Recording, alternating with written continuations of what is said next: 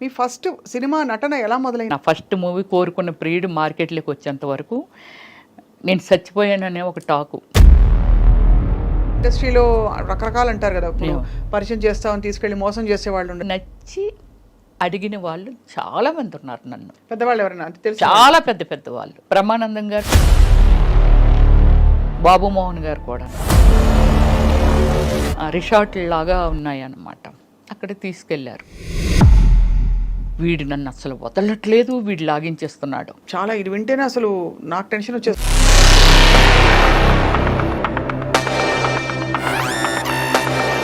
మొహమాటం లేకుండా, ఇబ్బంది పడకుండా ఆ బట్టలు వేసుకున్నప్పుడు, క్యారెక్టర్స్ చేసినప్పుడు ఎప్పుడు అనిపించలేదా?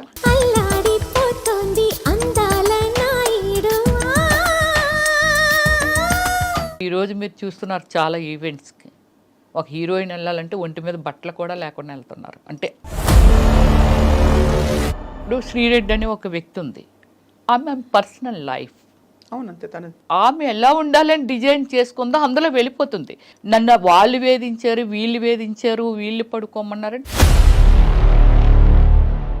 సినిమా ఫీల్డ్లో అంటే not only field, any place pressure ఉంటుంది, సెక్సువల్ ప్రెజర్. నేను బిఎఫ్లు చేయలే, నాకు ఆఫర్లు వచ్చి నేను చేయలే. వచ్చాయా ఆఫర్లు? అయ్యో నేను చెయ్యను. లాయర్ని పెట్టి మరీ వాయించాను తెలుసండి, చాలా ఫోర్స్ ఉండేది నా మీద. లీడ్ క్యారెక్టర్స్ చేశారు కదా మీరు? ఎస్. అండ్ ఆ తర్వాత you shifted to character roles, లేకపోతే ఇలా supporting main roles, lead role చేస్తూ కృష్ణ గారితో కూడా హీరోయిన్ చేశాను.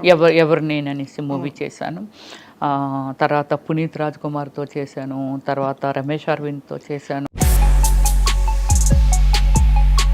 ఇవాళ మీరు ఎంత ప్లెయిన్గా, అంటే ఒక హీరోయిన్కి ఉండేవంత, ఒక సినిమా స్టార్కి ఉండే ఇది లేకుండా.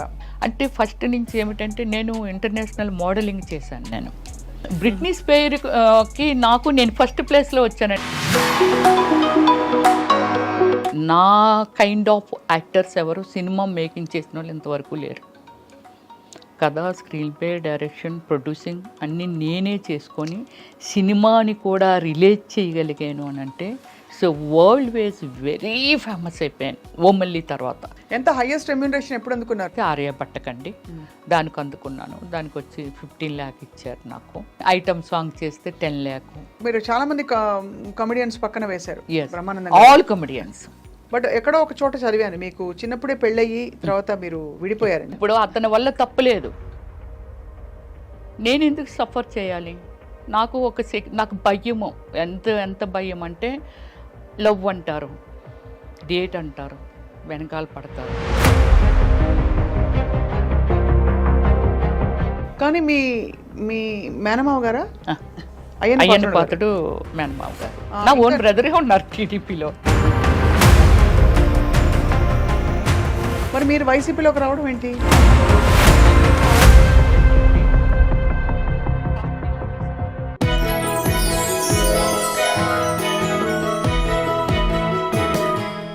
Hello and welcome to this special episode on I dream. క్వీన్కి స్వాగతం. ఇవాళ మన క్వీన్ ఆవిడ ఒక అద్భుతం, ఒక మ్యాజిక్ అని చెప్పాలి. ఎందుకంటే చాలా పాత్రలు పోషించారు జీవితంలో. తెరపై అనేక రకాల పాత్రలు పోషించి 9 భాషల్లో నటించడంతో పాటు ఒక సినిమాకి దర్శకత్వం వహించి 2 నంది అవార్డులు అందుకుని, అంతేకాకుండా జాతీయ స్థాయిలో ఎన్నో అవార్డులు అందుకున్న నటి. అంతేకాకుండా కామెడీ ట్రాక్కి కేర్ ఆఫ్ అడ్రస్గా మారిన నటి ఒక టైంలో. అండ్ మెయిన్ క్యారెక్టర్స్తో పాటు కామెడీ పాత్రలు చేస్తూ, అలాగే స్పెషల్ సాంగ్స్ చేస్తూ అనేక విధాల ఆవిడ విస్తరించారు. వీటన్నిటితో పాటు రాజకీయాల్లోకి అడుగుపెట్టారు. అండ్ వీళ్ళకి రాజకీయాల్లో ఈవిడికి చాలా దగ్గర బంధువులు, ఆరుతేర నాయకులు ఉన్నారంటే ఎవరు నమ్మరు. But she remains to be very humble and low profile. And let's meet the one and only Ramyasri garu. Ramyasri గారి జీవితంలో చాలా విషయాలు, అంటే ఇన్ని పనులు చేయడానికి ఎలా వచ్చిన టైము, స్ఫూర్తి, ఇప్పుడేం చేస్తున్నారో కనుక్కుందాం. రమ్యశ్రీ గారు నమస్కారం, thank you very much. Doctor Ramyasri అని పరిచయం చేయాలి నేను. సో డాక్టర్ రమ్యశ్రీ గారు, డాక్టరేట్ ఎప్పుడు వచ్చిందండి మీకు? నాకు 6 years అయిందండి డాక్టరేట్ వచ్చి. సో మీరు నిత్యం అలా స్ఫూర్తి ప్రవాహంలా వెళ్ళిపోతున్నారు లైఫ్లో? అంటే నాకు ఏం లేదు స్వప్న గారు, చిన్నప్పుడే అంటే కొంచెం మెచ్యూరిటీ వచ్చిన తర్వాత కొంచెం సర్వీస్ అంటే ఎవరైనా బెగ్గర్స్ కానీ, అంటే మన చిన్నప్పుడు మేము చూసిన అంటే విలేజ్ బ్యాక్గ్రౌండ్లో పెరిగాను నేను. అమ్మమ్మ వాళ్ళ ఇంట్లో పెరిగాను. నా ఫ్యామిలీ అంతా విశాఖపట్నం, కానీ నేను మాత్రం నా గ్రాండ్ మా ఇంట్లో పెరిగాను అనమాట. నియరెస్ట్ ఏ కోడూరు అని అక్కడ స్టడీ చేశాను అనమాట. 10th క్లాస్ వరకు అక్కడ చేశాను. తర్వాత ఇంటర్మీడియట్ దేవరాపల్లి అని, అంటే విలేజ్ బ్యాక్గ్రౌండే అంతాను. సో ఆ చిన్నప్పుడు ఏమిటంటే ఈ బెగ్గర్స్ వాళ్ళు మన ఇంటికి వచ్చి అడుక్కోవటం ఇలా ఉంటుంది కదా, అలాంటి వాళ్ళకి హెల్ప్ చేయడం. నా ఫ్రెండ్స్ ఎవరైతే ఉన్నారో, ఏది 5th స్టాండర్డ్లో చదువుతున్న ఏజ్లో ఈ ఎస్సీ అమ్మాయిలు కానీ ఇలాంటి వాళ్ళకి, అయ్యో వాళ్ళు ఏంటి మనం తిన్నట్లేరు, మనం ఉన్నట్లేరు అని అనుకొని వాళ్ళకి చాటుగా అవి ఇవి ఇచ్చేయటం. అంటే ఉంది, అది నాకు చిన్నప్పుడే ఉంది. బట్ దాన్ని అలా పెరుగుతుండే కొలది తర్వాత నా అంతలు నేను డెవలప్ అయ్యి నేను సెక్యూర్డ్గా ఉన్న టైం నుంచి బాగా ఎక్కువ చేశాను. ఒక 13 years నుంచి ఈ సోషల్ సర్వీసుల్లో ట్రావెలింగ్. సో సోషల్ సర్వీస్ అనేది ఒక పెద్ద, అదొక complete mind set. Yeah, exactly. But before that మీ సినిమాలు చాలా ఇంట్రెస్టింగ్, మీరు వేసిన క్యారెక్టర్స్. మీ ఫస్ట్ సినిమా నటన ఎలా మొదలైంది అసలు? అంటే యాక్చువల్లీ నేను ఎక్కువ బుక్స్ స్టడీ చేసేదాన్ని. స్టడీ చేసినప్పుడు ఈ నవల్స్ ఇవన్నీ చదువుతుండేదాన్ని. నెక్స్ట్ మంచి మంచి మన ఏమి ఎండమూరి వీరేంద్రనాథ్ గారు అలాంటివన్నీ నవల్స్ అవి అలా చూస్తుండేదాన్ని. అప్పుడు నాకు, నేను చిన్నదాన్నే, ఏది 6th స్టాండర్డ్ చదివినప్పటి నుంచే ఈ పిచ్చి నాకు బాగా. సో ఈ శ్రీదేవ్ గారు, విజయశాంత్ గారు ఇలా ఉంటున్నప్పుడు 6th స్టాండర్డ్లో హై స్కూల్ టైంలోనే నాకు చాలా లాంగ్ హెయిర్ ఉండేది, ఫేర్గా ఉండేదాన్ని, బాగానే. అంటే 6th స్టాండర్డ్ అంటే మెచ్యూరిటీ కూడా లేని ఏజ్ అది. బట్ ఆ ఏజ్లోనే కామెంట్స్ అనమాట, అబ్బా నువ్వు చాలా అందంగా ఉంటావు, నువ్వు శ్రీదేవి అయిపోవచ్చు, నువ్వు విజయశాంత్ అయిపోవచ్చు, ఇలా అనమాట. అది నా బ్రెయిన్లో బాగా ఫీడ్ అయిపోయింది. సో అలా ఏజ్ పెరుగుతున్న కొలది నాకు ఈ లోపల ఉండిపోయింది. కానీ it's very nice family background. Cinema background అనేది కొంచెం కూడా లేని ఫ్యామిలీ అది. అంటే cinema nice family background, cinema background లేదంటే సినిమా నైస్ కాదనుకుంటా. నో, దానికి చాలా వ్యతిరేకంగా మాట్లాడిన మనిషినండి. సినిమా అంటే తప్పు కాదు, సినిమా ఏంటనేది మళ్ళీ మీకు చెప్తాను స్వప్న గారు. తప్పకుండా. అయ్యో 100% ఆ పాయింట్ మీకు మళ్ళీ మీరేంటంటే, అంటే సినిమా ఇండస్ట్రీతో కాకుండా కాదు, ఇంటిలోంచి లేడీస్ని మామూలుగా బయటకు రానిచ్చేవాళ్ళు కాదు. నేను చదువుకోవాలనుకున్నా సరే మాకు ఆ రోజుల్లోనే అంబాసిడర్ కారు ఉంటే అక్కడికి పంపించేవారండి డ్రైవర్నిచ్చి. మా ఊర్లో లేదు కాబట్టి, హై స్కూల్ లేదు కాబట్టి. కానీ ఏదైనా మూవీకి వెళ్ళాలన్న ఫ్యామిలీ అంతా కలిసి వెళ్ళటము, లేడీస్ని ప్రత్యేకంగా లేడీస్ని బయటకు పంపరు. కానీ నాకు ఇది ఒకటి ఇంట్రెస్ట్ అలా పెరిగిపోతుంది. 10th క్లాస్ అయిపోయిన తర్వాత నాకు జిల్లా పరిషత్ చైర్మన్ కృష్ణమూర్తి గారు అనేసి వాళ్ళ అమ్మాయి పద్మప్రియ అని ఒక ఆమె ఉంది, నాకు మంచి క్లోజ్ ఫ్రెండ్. నా భావాలన్నీ తనతో షేర్ చేసేదాన్ని. సో చేసినప్పుడు మరి ఏం చేద్దాం అనుకుంటున్నాను. Actually my name original name Sujatha. So మరి ఏం చేద్దాం అని అనుకుంటున్నాను. లేదు నేను ఎలా అయినా చేయాలి. చెన్నై వెళ్ళాలంటే నాకు లాంగ్వేజ్ రాదు అంటే అప్పటికి ఆల్మోస్ట్ నేను 97లో వచ్చాను, ఇక్కడికి వచ్చేసింది ఇండస్ట్రీ. సో నేను వెళ్ళాలి. అప్పుడు తను ఏం చేసిందంటే, మీకు ఒక పెద్ద, ఇప్పుడు ఫస్ట్ టైం నేను రివీల్ చేస్తున్నాను, TV9 రవిప్రకాష్ గారు ఉన్నారు కదా, అక్కడి నుంచి తనకు ఒక ఫ్రెండ్ తెలిస్తే, తను కూడా ఉమెన్ కదా, సో అందుకని ఇంకో ఫ్రెండ్కి బెత్తాయించి సుజాతలుగా హైదరాబాద్ వెళ్తానంటుంది, మూవీస్లో చేస్తానంటుంది. అబ్బా నాకు భయం అనిపిస్తుంది, వాళ్ళ ఫ్యామిలీకి ఏం చెప్పాలి అది ఇది అని. కానీ నేను పంపించినట్టు వాళ్ళ ఫ్యామిలీకి తెలియకూడదని ఇంకొక పర్సన్కి అప్పచెప్పింది. ఆ పర్సను రవిప్రకాష్ క్లోజ్ ఫ్రెండ్స్. అప్పుడు రవిప్రకాష్ గారి దగ్గరికి నన్ను పంపించారు. So travelling is very short time, ఒక 3 days ఎంతో రవిప్రకాష్ గారితో ట్రావెల్ చేశాను. నన్ను బండి మీద అన్నపూర్ణ రమణ స్టూడియోకి తీసుకొని వెళ్ళారు. ఆ బ్యాక్ నుంచి తీసుకొని వెళ్తే లక్కీగా ఏమిటంటే రామానాయుడు గారు కలిశారు. షూటింగ్ జరుగుతుంది, ఏదో తాత మనోడు సంథింగ్ ఏదో రిసీవ్ చేసుకున్నారు. ఇప్పటికీ రాజా ఉన్నాడు, రాజా తెలుసు, ఎగ్జిక్యూటివ్ మేనేజరు. సో రాజా లోపలికి ఆయన దగ్గరికి తీసుకెళ్తే, ఏమైనా డ్రామాలు అవి చేసావని అడిగారు రామానాయుడు గారు. అన్నిటికీ నాది ఏంటంటే వాయిస్ లేదు, ఇదే అన్నిట్లకి ఇదే. నీకు మాటలు వచ్చా అని అడిగారు, అన్నీ అడిగారు. ఫోటోలు ఉన్నాయి, కొన్ని ఫొటోస్ ఉన్నాయా, లేదు. ఎక్కడి నుంచి వచ్చావు? వైజాగ్ నుంచి. మీ పేరెంట్స్ ఏం చేస్తారు అని అడిగారు. సార్ మా అన్ని గోల్డ్ బిజినెస్లు అవి సార్, డాడీ కూడా పొలిటికల్ ఫార్మరు, ఇవన్నీ చెప్పాను. మంచి కుటుంబం నుంచి వచ్చావమ్మా, వెళ్ళిపో, నీకేం తెలియదు, ఫోటో లేవు, ఎక్కడ చెయ్యలేదు, డాన్స్ రాదంటున్నావు, ఏది రాదంటున్నావు కదా, వెళ్ళిపో అని. లేదు సార్ నేను వెళ్ళను సార్, వచ్చాను సార్. అప్పుడు ముప్పలేని శివ గారు తాజ్మహల్ సినిమా పెద్ద హిట్ ఇచ్చారు. ఆయన మన జర్నలిస్ట్ కాలనీలో వేరే మూవీ కాకినాడ ప్రొడ్యూసర్తో మూవీ స్టార్ట్ చేస్తున్నారు. నేను వెళ్ళేసరికి అలీ, అనంతో, వంశీ గారు ఫ్రెండు, వాళ్ళందరూ అక్కడ ఉన్నారు. నేను వెళ్ళేసరికి డైరెక్టర్ గారు లేరు. ఏంటమ్మా సినిమాలు చేయడానికి వచ్చామని కింద మీద చూస్తే వచ్చానన్న. నేను డైరెక్టర్ రమ్మన్నారా అన్నారు. రామానాయుడు గారు పంపించారు సార్ అని. నన్ను కొంచెం ఏమొచ్చు నీకు, ఏం చేస్తావు నువ్వు, ఎర్రబస్ ఎక్కువ వచ్చేసావా, ఇలా మాట్లాడేవాళ్ళు. బట్ నాకు అప్పుడు దాన్ని కొంచెం సీరియస్గా తీసుకొని ఫీల్ అయిపోయి అంత ఏం లేదు. నేను ఇంకా ఫస్ట్ టైం ఎంట్రీ కదా, అలాగే ఉంటుందేమో అనుకున్నాను. డైరెక్టర్ గారు వచ్చారు.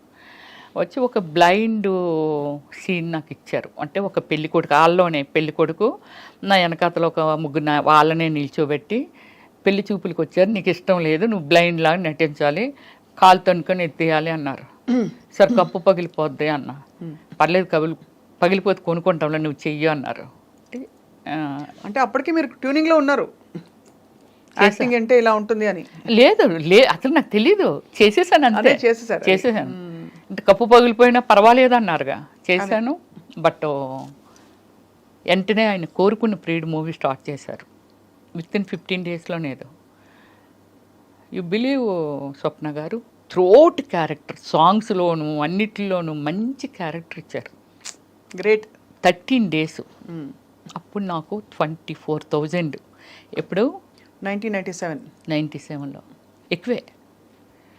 నీకు అంత రెమ్యునరేషన్ ఇచ్చారని. కానీ ఎక్కడ ఫస్ట్ టైం చేస్తున్నానని ఫీలింగ్, నాకేం కెమెరా ఉంది అది ఉంది ఏం లేదు స్వప్న గారు. అలా చేసుకుంటూ వెళ్ళిపోతున్నాను. మీతో కూడా ఎవరు వచ్చారు రమేశ్రీ గారు? ఎవరు రాలా. మీరు ఒక్కరే? ఎలా ఒక్కదాన్ని వచ్చాను. మాది గోల్డ్ షాప్స్ కదా, మా షాప్లో అప్పారావు అని శ్రీకాకుళం అబ్బాయి వర్క్ చేసేవాడు. వాళ్ళ సిస్టర్ ఇక్కడ ఉంది, ఏది మన చందానగర్లో. అక్కడికి వచ్చిన తర్వాత చూడండి, రవి తీసుకెళ్ళారు కదా, తీసుకెళ్ళి కొన్ని రోజులు మాట్లాడి అన్నీ చేసిన తర్వాత, అక్కడ మాట్లాడిన తర్వాత అబ్బాయి మా ఇంటికి, అంటే వీళ్ళు హైదరాబాద్ నుంచి శ్రీకాకుళం వచ్చి మా గోల్డ్ షాప్ గోల్డ్ కొనుక్కోవడానికి వచ్చి మా ఇంటికి వచ్చారు. వాళ్ళ ట్రైన్ లేట్ నైట్. సరే భోంచేసి వెళ్ళిపోతారు, రమ్మనమ్మ అని చెప్పి భోజనానికి పిలిచారు. అప్పుడు వాళ్ళ దగ్గర నేను నెంబర్ కొట్టేశాను. ఏంటి, ల్యాండ్లైన్, సెల్లెలు లేవుగా అప్పుడు. అవును, అంతే కదా. ల్యాండ్లైన్ ఇచ్చారు. ఆ తర్వాత అన్నారు వాళ్ళ ఇంట్లో ఉండొచ్చు, నెంబర్ మారిపోవచ్చు, ఎంత డేట్తో వచ్చేసేవారు. రవి గారి దగ్గర నుంచి మళ్ళీ అక్కడికి వెళ్ళిపోయాను. ఆ నెంబర్ ఉందిగా, నెంబర్ కొడితే ఇక్కడమ్మ చందానగర్లో ఉన్నాం మేము, అయ్యో మీరు హైదరాబాద్ వచ్చారా ఏంటమ్మా, రా మా ఇంటికి రండి అని అది ఇదంటే అదే టైం అనుకొని వెళ్ళి వాళ్ళ ఇంట్లో మేబీ 15 డేస్ ఉన్నాను. ఈ మూవీ స్టార్ట్ అవుతుంది, నేను వెళ్ళడం అరోరా కాలనీ రోడ్ నెంబర్ 2లో అక్కడ హౌస్ తీసుకున్నాను. అదే నా ఫాదర్ 100%. ఇంట్లో వాళ్ళకి ఏం చెప్పారు? వచ్చి నన్ను తీసుకెళ్ళిపోవటానికి తర్వాత వాళ్ళు చెప్పారు. మరి నేను చెప్పాలిగా, అసలు నిజం చెప్పాలిగా. 15 డేస్ ఉన్నానుగా వాళ్ళ ఇంట్లో, అసలు విషయం చెప్పాను. ఇలాగిలాగా అంటే, అమ్మ అదేంటమ్మా అంత పని చేసావు, మంచి ఫ్యామిలీ, అలా చెప్పకుండా రావచ్చా. వాళ్ళు చెప్పింది నాకు అసలు లోపలికి వెళ్ళట్లేదు. నాకు ఇదొక్కటే కనిపిస్తుంది. సో అది నెక్స్ట్ నేను మంచి స్పోర్ట్స్ ఉమెన్ని, కబడ్డీ, ఖోఖో, రన్నింగ్, మంచి ప్రైజెస్ కూడా వచ్చాయి. బందర్ వరకు వచ్చాను నేను. ఇకపైన ఇక్కడికి రాలేదు, కానీ మళ్ళీ చెన్నై వెళ్ళాను, ఇటు రాలా. సో అలాగే ఏమిటంటే వాళ్ళ ఇంటి దగ్గర నుంచి మా పేరెంట్స్కి వాళ్ళు ఫోన్ చేశారు. చేస్తే మా ఫాదరు బ్రదర్ వచ్చి చాలా సీరియస్ అయ్యారు. ఏం చేశారు, మీకు చెప్పకుండానే వచ్చేసాను, మీరు తీసుకెళ్ళా మరలా వచ్చేస్తాను. ఇదే నా ఆన్సర్, ఇదే ఉంది వాళ్ళ దగ్గర. వాళ్ళు ఏం చెప్పినా ఏం చేసినా. అప్పటికి మీరు మేజరే కదా? అప్పుడెక్కడ మేచినప్పుడే 16 నా ఏజ్ అప్పటికి. 16 16 కాకపోతే బాగా బొద్దుగా ఉండేదాన్ని, అప్పట్లో హీరోయిన్లు అందరూ కొంచెం మెయిన్ క్యారెక్టర్స్ వాళ్ళు కూడా యంగ్ గా ఉండేవారు. లావుగా ఉండేదాన్ని. సో అప్పుడు డాడీ వాళ్ళు చెప్పినా ఏం చేసినా నేనైతే రాను అంటే అనకూడదు ఆ వాడు. మా అమ్మ ఎవరైనా అడిగినా చేసినా నా ఫస్ట్ మూవీ కోరుకున్న ప్రియుడు మార్కెట్లోకి వచ్చేంత వరకు నేను చచ్చిపోయాననే ఒక టాకు. రియల్లీ అంటే అంత ప్రెస్టేజింగ్గా ఫీల్ అయ్యారు. ఒక ఫ్యామిలీ నుంచి చెప్పా చేయకుండా వెళ్ళడము ఇదంతా అనేది. ఆడపిల్ల వెళ్తే కంగారు పడతారు కదండి. కానీ మిమ్మల్ని మీరు ఎలా సంభాళించుకున్నారు అప్పట్లో? అంటే ఇండస్ట్రీలో రకరకాలు అంటారు కదా, ఇప్పుడు పరిచయం చేస్తామని తీసుకెళ్ళి మోసం చేసే వాళ్ళు ఉండొచ్చు. ఇండస్ట్రీలో చాలా మంది ఇలాగా, అంటే ఇవన్నీ వినడమే మనం. అవును. కానీ అఫ్ కోర్స్ చాలా మంది గొప్ప నటీమణులు, గొప్ప సక్సెస్ఫుల్ అయిన ఆర్టిస్టులు 100 మంది ఉన్నారు, 1000 మంది ఉన్నారు. మీ ఎక్స్పీరియన్స్ ఏంటి రమేశ్రీ గారు? నేను స్వప్న గారు ఫస్ట్ నుంచి సమ్ లైక్ వెరీ లిమిటెడ్ ఉమెన్ని, ఇన్ని లాంగ్వేజెస్, ఒక 400 పైన మూవీసు, ఇన్ని చేసి ఇన్ని జాతీయ అవార్డులు, స్టేట్ అవార్డులు, is a dare and dash. నా కైండ్ ఆఫ్ యాక్టర్స్ ఎవరు సినిమా మేకింగ్ చేసిన వాళ్ళు ఇంతవరకు లేరు. కథ, స్క్రీన్ ప్లే, డైరెక్షన్, ప్రొడ్యూసింగ్ అన్నీ నేనే చేసుకొని సినిమాని కూడా రిలేట్ చేయగలిగాను అని అంటే సో వరల్డ్ వేస్ వెరీ ఫేమస్ అయిపోయాను ఓమల్లి తర్వాత. అందరూ రవివర్మ పెయింటింగ్స్ అన్నారు కానీ నేనని ఎవరు అనలేదు. అమ్మాయి కాదు, రవివర్మ పెయింటింగ్స్ అని. పెద్ద పెద్ద రాసి మూవీస్ నరసింహరావు గారు కానీ, రామానాయుడు గారు కానీ, పెద్ద పెద్ద వాళ్ళు అందరూ అన్నారండి. రాఘవేంద్రరావు గారు కూడా ఆ పోస్టర్లు చూసి అమ్మాయి కాదు పెయింటింగ్స్ అవి అని వాళ్ళంట. అంటే పబ్లిసిటీకి పెయింటింగ్ చేయించాను అనుకున్నారు. అదే కానీ అంత సమర్థత ఉంది. అంత హార్డ్ వర్క్. 17 వయసులో ఎవరు మంచి ఎవరు చెడు విచక్షణ ఎలా? అసలు ఏమి జీరో నాలెడ్జ్. ఎవరైనా వచ్చి గబక్కుమని రామ్మ తీసుకెళ్తా నిన్ను ఆ ఫలానా డైరెక్టర్ దగ్గరికి, అవి కూడా ఎక్స్పెక్ట్ చేశాను నేను. అంటే డైరెక్టర్స్ దగ్గరికి, ప్రొడ్యూసర్ దగ్గరికి అని కాదు, కానీ ఈ నాకు కోరుకున్న పీరియడ్ జరుగుతున్నప్పుడే ఒక 3-4 సినిమాలు, అంటే లొకేషన్కు వాళ్ళు వీళ్ళు వస్తూ ఉంటారు కదా. నా టార్గెట్ ఏంటంటే ఏదో అయిపోవాలి, పెద్ద స్టార్ అయిపోవాలని ఒక టార్గెట్ ఉంది. సో దానికోసం అంటే నాకు ఇంకేం కనిపించేది కాదు. చాలా సీరియస్గా ప్రతిదీ నేర్చేసుకోవటం. డ్యాన్స్ స్కూల్ ఎక్కడ ఉంటుంది, యాక్టింగ్ ఎక్కడ నేర్చుకోలేదు స్వప్న గారు, డ్యాన్స్ స్కూల్ ఎక్కడ ఉంటుంది, అద్దంలో నేనే చూసుకొని ఇలాగైతే ఎలా అందంగా ఉంటాను. Self makeup only Ramya Krishna and Ramya Sri only. అప్పుడు అలాగైనా వాళ్ళు సిల్క్ స్మిత కూడా ఫేస్ ఇచ్చి మేకప్ చేయించుకునేది, కానీ రమ్యకృష్ణ గారు సెల్ఫ్ మేకప్ చేసుకునే వాళ్ళంట. నేను మాత్రమే సెల్ఫ్ మేకప్ చేసుకునేదాన్ని. అంటే ఒక డెడికేషన్తో నాకేం కావాలనే దాని మీద ప్రయాణం చేశాను. కానీ ఒక్కసారి మాత్రము నాకు ఈ ఏమిటి అమీర్పేటలో ఒక బట్టల షాప్ ఉండేదండి, అది చాలా ఉన్నాయి, వెరీ ఫేమస్ అండి అది. అప్పట్లో వెరీ ఫేమస్ ఆ షాపు. దానికి యాడ్ చేయాలంటే వాళ్ళు బెంగళూరు నుంచి వచ్చారు. షాపర్ షాప్ యాడ్ చేయాలి, వచ్చారు, పిలిచారు. అప్పుడు నాకు కారు ఉంది, అప్పుడప్పుడే కొనుక్కున్నాను జన్న కారు. నాకు డ్రైవ్ రాదు అప్పుడు. సో మా కారు ఉంది రండి అని. నాకు ఈ ఏరియాస్ ఏవి తెలియవు హైదరాబాద్లో. వాళ్ళు తీసుకెళ్తున్నారు. ఇప్పుడు ఆ ఏరియా ఏమిటనేది నేను ఇప్పుడు చెప్పగలను. చందానగర్కి మన అమీర్పేటకి మధ్యలో ఉంటుందండి, అది ఏమిటో అక్కడ రిసార్ట్ లాగా ఉన్నాయన్నమాట. అక్కడ తీసుకెళ్ళారు. వాళ్ళు ఒక 10 మెంబర్స్ వచ్చారు, నేను ఒక్కదాన్నే. వెళ్ళి అవి ఇవన్నీ మాట్లాడుతున్నారు. వాళ్ళు డ్రింక్ ప్రిపేర్ చేశారు, నాకు అలవాట్లేదు. వాళ్ళు బీర్లు, అయ్యో మాకు అలవాట్లేదంటే మేము బీర్లు మాత్రమే తీసుకుంటాం, హార్డ్ డ్రింక్ అది తీసుకోము.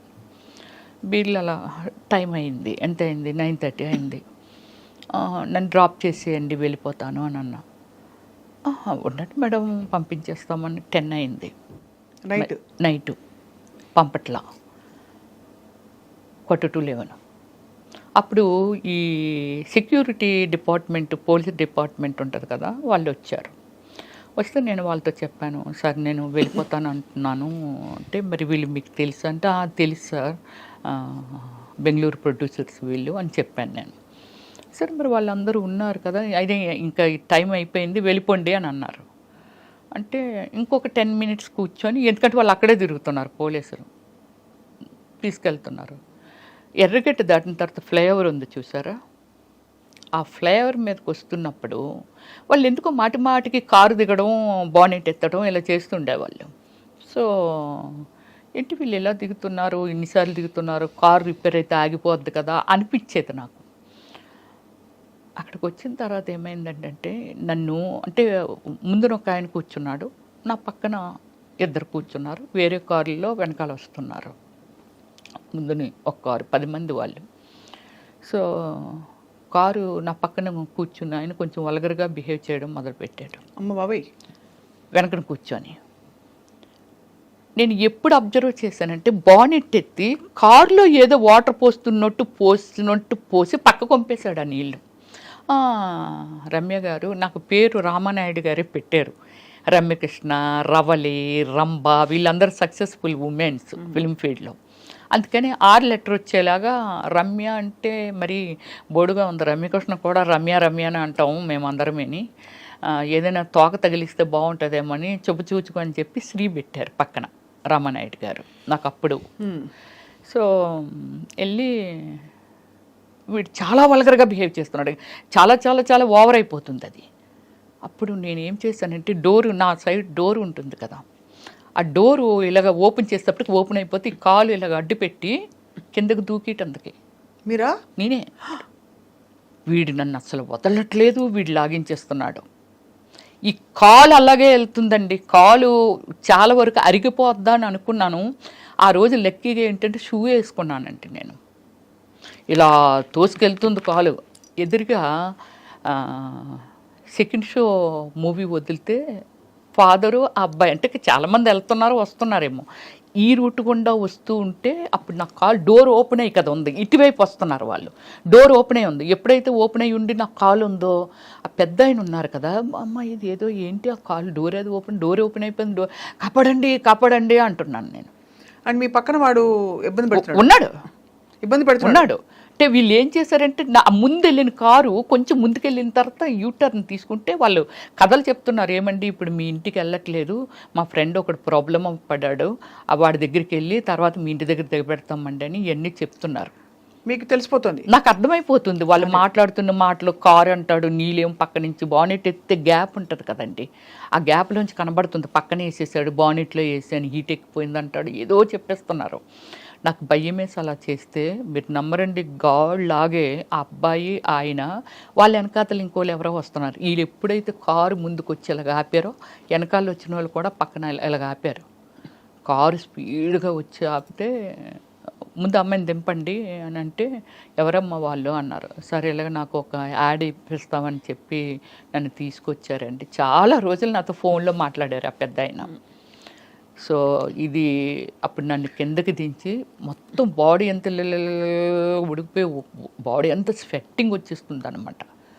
అప్పుడు ఆయన దగ్గరుండి బండి మీద అబ్బాయినేమో నువ్వు ఇలాగ వెళ్ళిపో అమ్మ, నేను దిగబెట్టి వచ్చేస్తాను ఆమెని అని చెప్పి నన్ను మా ఇంటి వరకు అరోరా కాలనీలో ఉండేదాన్ని నేను. చిన్నవారు అప్పుడు చాలా మీరు? ఏది చిన్నదాన్ని అన్నారు. అందము చందము లేని రోడ్డు అంటూ పోయిన పిల్లల్ని ఎవరిని వదలట్లేదమ్మా, ఇంత అందం ఉంది, ఇంత ఉంది, ఎవడు ఏది చెప్తాలని నమ్మేసి వచ్చేస్తావా, దేవుడు పంపినట్టుగా మేము ఏదో వస్తున్నాం కాబట్టి సరిపోయింది, లేకపోతే నీ లైఫ్ ఏంటమ్మా, తప్పు కదా, అలాగే ఎవరైనా రమ్మంటే అలాగే వెళ్ళిపోవచ్చు. That is first and last. అంతే, మీకు అలాంటి ఎక్స్పీరియన్స్? అంతే. చాలా ఇది వింటేనే అసలు నాకు టెన్షన్ వచ్చేస్తుంది. మీరు నమ్మరు, ఆ రోడ్డు మీద నిలబడలేకపోయాను, కిందకు వచ్చి చాలా దూరం నుంచి షూ మొత్తం అంతా అడుగునంత కచ్చగా అయిపోయింది. అదే, అంటే మీరు తప్పించుకోవడానికి ప్రయత్నించారు, వాళ్ళు ఏదో చేద్దామని ట్రై చేశారు. సో ఇది సినిమా అయిన తర్వాతే కోరుకుంటూ ప్రీడ్ అయిపోయింది. తర్వాత ఆషాఢం పెళ్లి కొడుకు చేశాను, తర్వాత ఏవో ఇంకొక 2-3 సినిమాలు చేశాను. అలా మీకు పెరుగుతూ మీకు క్యారెక్టర్స్ ఏం వస్తున్నాయని లీడ్ క్యారెక్టర్స్ చేశారు కదా మీరు. అండ్ ఆ తర్వాత you shifted to character roles, లేకపోతే ఇలా సపోర్టింగ్ రోల్స్? నేను స్టార్టింగ్ నుంచి మిక్స్డ్ ఇవి చేశాను, మెయిన్ రోల్స్, లీడ్ రోల్స్ చేస్తూ కృష్ణ గారితో కూడా హీరోయిన్ చేశాను. ఎవరు నేను అనేసి మూవీ చేశాను.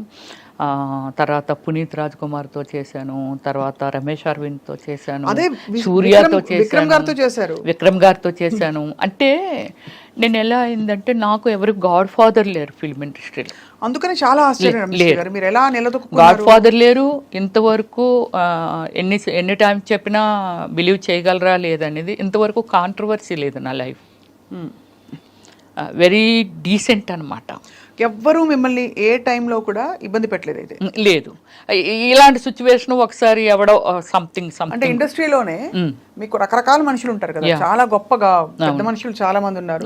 ప్రతి ఇండస్ట్రీలో ఉంటుంది. ఈ ఇండస్ట్రీలో ఏంటంటే కొంచెం రూల్స్ అవి రిలాక్స్డ్ గా ఉంటాయి కాబట్టి వాతావరణాలు కూడా అలా ఉంటాయి, లేట్ నైట్స్ ఉంటాయి. మరి అలాంటప్పుడు మీరు ఇబ్బంది పడకుండా రావడం అనేది చాలా పెద్ద. అంటే నేను ఫస్ట్ నుంచి ఒక టీంని మెయింటైన్ చేసేదాన్ని. తక్కువ టైంలో సాగర్ గారు, డైరెక్టర్ గారు ఇప్పుడు మన ఈ లోకంలో లేరు. ఆయన నేను వసేనా మరదల మూవీ చేశాను, రామ్ సక్కనోడు సుమన్ గారితో చేశాను. అప్పుడు కన్నడలో ఆయనే నన్ను ఇంట్రడ్యూస్ చేశారు, అమర్ అక్బర్ అంతోని మూవీ అని. ఇంద్రజ నేను దానికి సుమన్ గారు కాదు, మన సాగర్ గారు డైరెక్టరు పరిచయం చేశారు. సో ఆ సినిమా తర్వాత అనుకోకుండా చాలా కన్నడలో నేను చేసిన మూవీస్ అన్నీ ఇట్టే, అన్ని 100 days. కానీ ఇవాళ మీరు ఎంత ప్లెయిన్ గా, అంటే ఒక హీరోయిన్ కు ఉండేవంత ఒక సినిమా స్టార్ కు ఉండే ఇది లేకుండా హంగులు, ఇంకేం చెప్పాలి, చాలా డౌన్ టు ఎర్త్ గా ఉన్నారు. చాలా స్ట్రాంగ్ సోల్ మీరు. డెఫినెట్లీ. ఎందుకంటే మీరు చిన్నప్పుడు మొదలు పెట్టారు, అది కోరుకున్న పీరియడ్ నుంచి మొదలుపెట్టి ఎన్ని సినిమాలు ఉంటాయి రమేష్ గారు? 400 above in 9 languages. ఆ మిగతా భాషల్లోకి ఎలా మీరు అలా వెళ్ళిపోయారు? అది నాకు ఏమిటంటే ఫస్ట్ ఇప్పుడు సోషల్ మీడియా వచ్చింది. నాకు ఫస్ట్ నుంచి ఏమిటంటే ఫేస్బుక్ మెయింటైన్ చేయడం ఓన్గానే. ఫేస్బుక్ వరల్డ్ వెళ్ళిపోయేది. నాకు లేని కంట్రీలో ఫ్యాన్స్ లేరు. బ్రెజిల్, పాకిస్తాన్, యుఎస్ఏ, యూకే, ఇంక ఇవే వేరే వేరే. బ్రెజిల్లో అయితే 80 మంది ఉన్నారండి నాకు, నా ఫ్యాన్స్. అంటే ఫస్ట్ నుంచి ఏమిటంటే నేను ఇంటర్నేషనల్ మోడలింగ్ చేశాను. నేను అది కూడా చేశారు. బ్రిట్నీ స్పియర్కి నేను ఫస్ట్ ప్లేస్లో వచ్చానండి. Eyes and nose and lips నాకు. ఎక్కడ, దేనికి, అది ఏ పోటీ? గ్లామర్ ఉంటుంది కదా, body language, eyes and lips and skin measures ఇవన్నీ ఉంటుంది కదా, వాళ్ళకి అవన్నీ కావాలి. దానిలో నేను ఫస్ట్ ప్లేస్లో వచ్చాను. నేను ఏ సంవత్సరం అండి? 2004 అండి. సో ఊరికే పాటలు రాశారు మీరు? ఇంకోటి వినాలి, ఫోక్ బుక్లో వచ్చాను, కవర్ పేజ్లో. ఓహో, ఇంకా ఉంది, నా ఫోన్లో ఉందండి. అంటే ఎంత అచీవ్మెంట్ ఉంది. కానీ నేను ఏమిటంటే దాన్ని పబ్లిక్ అని కాదు. నేను అప్పుడులో మనకి ఏముండేది, పేపర్స్, ప్రెస్, అంతే కదా. ఎంతోమంది అన్నీ కవర్ పేజీలే, బ్యాక్ కవర్ పేజీ, ఇటు పక్క ఒకవేళ బ్యాక్ కవర్ పేజ్ చిరంజీవి గారు ఉన్నారు అనుకో, front cover page Rameshwari. Blow ఆఫ్లో నేను ఉన్నాను అనుకో, పవన్ కళ్యాణ్ ఫ్రంట్ పేజీ. ఇలాగ అన్ని మెయిన్ ఇవే. ఇవి ఉన్నాయా మీ దగ్గర? ఇంకా కాపీ ఉన్నాయా? తప్పకుండా. మీరు ఒక్కసారి చేస్తామంటే స్క్రీన్ మీద అలా అలా అలా వెళ్ళొచ్చండి. అన్ని కవర్ పేజీలు అండి, లోపల ఎక్కడ ఏముండవు. కానీ అంత క్రేజ్ ఉన్న మీరు సడన్ గా మళ్ళీ సామాన్యమైన, ఇప్పుడు ఎందుకంటే ఆ తరంలో క్రేజ్ ఉన్న హీరోయిన్లు అందరూ కూడా వాళ్ళు ఒక ఇది మెయింటైన్ చేస్తున్నారు. కానీ మీరు మాత్రం మళ్ళీ మామూలుగా మీ సామాన్యమైన స్థితికి వచ్చేసారు. ఏంటి సామాన్య స్థితి? ఆర్థికంగా చెప్పట్లేదండి, మీ గ్లామరు, స్టార్డమ్ మెయింటైన్ చేయడాలు, సర్కిల్స్ అవి లేకుండా. అంటే కారణం ఏమీ లేదండి. పొలిటికల్ అంటే నాకు కొందరు పెద్దలు చెప్పిందని కాదు, కానీ డీసెంట్గా ఉండాలి, తర్వాత నానకూడదు, ఆ వర్డ్ అదే అనుకుంటాను, అది ఉంది. అయితే ఇంకోటి నేను చెప్తాను, ఆత్మ సౌందర్యం లేనిది, ఆత్మశుద్ధి లేనిది శివ పూజలు ఎలా, మనల్ని మనం శుద్ధిగా ఉంచుకున్నప్పుడే కదా ఎదుటి వాళ్ళని. ఇప్పుడు నేను గ్లామర్గా ఉన్నాను, ఆవిడ స్లీవ్లెస్ వేస్తుంది అనేది. దీనికి ఎగ్జాంపుల్ మీకు చెప్తాను. యూఎస్ఏ ఒక ఈవెంట్కి వెళ్ళాము. ఈవెంట్కి వెళ్తే అట్లాంటాలో అప్పటికే ఎప్పటి నుంచో రమ్మిశ్రీ ఎందుకు అలాంటి బట్టలు వేసుకుంటుందని అంటుండేవాళ్ళంట. ఐ డోంట్ నో, నాకు అంటే అక్కడికి వెళ్ళాక కానీ ఆ మ్యాటర్ మనకు తెలియదు కదా. సో తర్వాత అంటుండేవాళ్ళంట. చాలామంది ఏమనేవాళ్ళంట, బట్టలది ఏముంది, ఇక్కడ మనం వేసుకోవట్లేదా, మనం ఉండేది ఏ కల్చర్లో ఉన్నాం. ఇది దుబాయ్లో విన్నానండి, యుఎస్ఏలో విన్నాను ఈ వర్డ్స్ సేమ్ వర్డ్స్. ఎప్పటి నుంచో తీసుకొద్దామని అనుకుంటున్నారు కానీ ఆవిడ చాలా ఫాష్ ఉంటుంది బట్ ఎక్కడ ఫాష్ ఉంటాను స్క్రీన్ మీద. నేను వెళ్ళిన తర్వాత అక్కడ ఎలాగ మా వాళ్ళు ఒప్పేనేనండి అదండి ఇదండి అబ్బాయి ఏమి డీసెంట్ ఉన్నారు రమ్య గారు మీరు అని అంటే ఒక ఆయనండి అందరం ఉన్నాం డిన్నర్ చేస్తున్నాం. ఆయన అన్నారు చీర కట్టిన ప్రతి ఆడది పతివ్రత కాదు, వాళ్ళ డ్రెస్సింగ్ దీన్ని పెట్టి ఎవరిని ఎప్పుడు అంచనా వేయకూడదని అందరి మధ్య ఆయన మాట్లాడారు. గ్రేట్. అవును, డైరెక్ట్గా నన్ను ఉద్దేశించి ఇంకోళ్ళు ఉద్దేశించి కాదు, నా వర్షన అల్లో ఉంది ఏది ఎప్పుడో, కానీ అది ఆయన అప్పుడు ఓపెన్ చేశారనమాట అలాగా. సో అలా అంటే ఏమిటంటే ఒక డ్రెస్సింగ్ని పెట్టో లేకపోతే ఏదో పెట్టి నేను చేసిన సినిమాలు నేను ఒకటే చెప్పాను, నేను బిఎఫ్లు చేయలా, నాకు ఆఫర్లు వచ్చి నేను చేయలా. వచ్చాయా ఆఫర్లు? అయ్యో నేను చెయ్యను, లాయర్ని పెట్టి మరీ వాయించాను తెలుసండి, చాలా ఫోర్స్ ఉండేది నా మీద. ఎవరు ఫోర్స్ చేసేవారు? షూట్ చేసేవాళ్ళు ఎవరైతే దానికి స్పాన్సర్స్ ఉంటారో ఇదంతా ఉంటుంది కదండి. అంటే చాలా లాంగ్వేజెస్లో చేశాను కదా, బాగా స్ప్రెడ్ అయ్యి వరల్డ్ వైజ్ స్ప్రెడ్ అయ్యాను నేను. సో ఇలా నేను అవాయిడ్ చేస్తే నేను ఒకటే చెప్తాను, సినిమా ఎనీ ప్రొఫెషన్ దాన్ని మనం ఒక డాక్టర్ అవనియండి లేకపోతే యాక్టర్ అవనియండి ఇంజనీర్ అవనియండి, ఒక సివిల్ ఇంజనీర్ బిల్డింగ్ కట్టాలని అంటే తన ఎంతోమంది ట్రావెలింగ్ ఎన్నో ఇయర్స్ ఉండాలనేది తన మొత్తం అంతా తన టాలెంట్ అంతా పెట్టి చాలా నిజాయితీగా చెయ్యగలిగితేనే, లేకపోతే ఎందరో ప్రాణాలు పోతాయి. ఇలాగేమిటంటే నా ప్రొఫెషన్లో నేను వచ్చానండి. ఒక డైరెక్టర్ డ్రీమ్లో దిస్ ఈజ్ ఒక కాన్సెప్ట్ ఈజ్ వన్ ఫ్యామిలీ. ఒకరు ప్యాంట్ వేస్తారు, ఒకరు చీర కడతారు, ఒకరు షార్ట్లు వేస్తారు, డిఫరెంట్ కాన్సెప్ట్ ఈజ్ స్టోరీ. అలా మీరు వేసిన క్యారెక్టర్స్కి చాలా చోట్ల మీరు కొన్ని ఎక్స్పోజ్ చేసే బట్టలు వేసుకున్నాను. అప్పుడు అదే అంటున్నాను, నాకు డైరెక్టర్ అనే ఆయన కాన్సెప్ట్ అండి. చిరంజీవి గారు అయినా సరే కొన్ని సినిమాల్లో గోచి పెట్టుకొని పరిగెట్టారుగా అవసరమైతే. అంటే అడవ మనిషిలో చిన్న కట్టుకొని పరిగెట్టారు. ఎనీవన్ దాన్ని నమ్ముకొని కళామ తల్లిని నమ్ముకొని వచ్చాము కాబట్టి, బట్ వాళ్ళకి ఏం కావాలని ఇన్పుట్ మనం ఇవ్వాలా వద్దా అంటే ఖచ్చితంగా. బట్ మీరు ఎక్కడ ఫీల్ అయ్యారు అంటే ఫీల్ కాకుండా మొహమాటం లేకుండా ఇబ్బంది పడకుండా ఆ బట్టలు వేసుకున్నప్పుడు క్యారెక్టర్స్ చేసినప్పుడు ఎప్పుడు అనిపించలేదా? నాకు అనిపించలేదండి, అస్సలు అనిపించలేదు. దేన్నైతే నమ్ముకొని వచ్చానో. ఈరోజు పుయిద రమేశ్రీ అంటే మా అమ్మ నాన్న కడుపుని పుట్టి నేను అక్కడే ఎవరినో పెళ్లి చేసుకొని ఎక్కడో ఉండుంటే అంతే కదా. ఎవరికి తెలుస్తుంది రమ్యశ్రీ ఎవరు అనేది, ఎవరికి తెలుస్తుంది? ఖచ్చితంగా అంటే నేమ్ ఫేమ్ కోసం. బట్ అయినా కూడా ఒక పెంపకం ఒక వాతావరణంలో పెరిగినప్పుడు మీరు అన్నట్టు సినిమా ఇండస్ట్రీ లేకపోతే నేను రాను, తప్పకుండా ఇబ్బంది పడతారు. ఇబ్బంది అయినా సరే ఇష్టంగా చేశాను. ఎంతో మంది డైరెక్టర్స్ అన్నారండి అసలు యాక్టింగ్లో కూడా కోఆపరేషన్ చెయ్యరు. రమ్య గారు ఒక క్యారెక్టర్ మీకు ఎక్స్ప్లెయిన్ చేస్తే, అది సిల్క్ స్మిత్ అని మిమ్మల్ని చూసామండి. ఆ క్యారెక్టర్ని ఎలా మోడ్ చేసేసుకోవాలి, ఎలాంటి డ్రెస్సింగ్ వేసుకోవాలి, ఎలాంటి మేకప్ వేసుకోవాలి. మేకప్ సిల్క్ స్మిత్ అది ఓన్ కాదు, కానీ everything is my self only. Costume design నేనే, కలర్ కాంబినేషను నేనే, అన్నీ మొత్తం డిజైన్ చేసేసుకుండేదాన్ని. ఈరోజు సీన్ ఏమిటి, ఎవరెవరు ఆర్టిస్టులు, బ్యాక్గ్రౌండ్ ఏముంటుంది, ఆ బ్యాక్గ్రౌండ్లో నేను ఈ కలర్ చీర కడితే నాకు ఆ కలర్ చీర పంపించేయండి.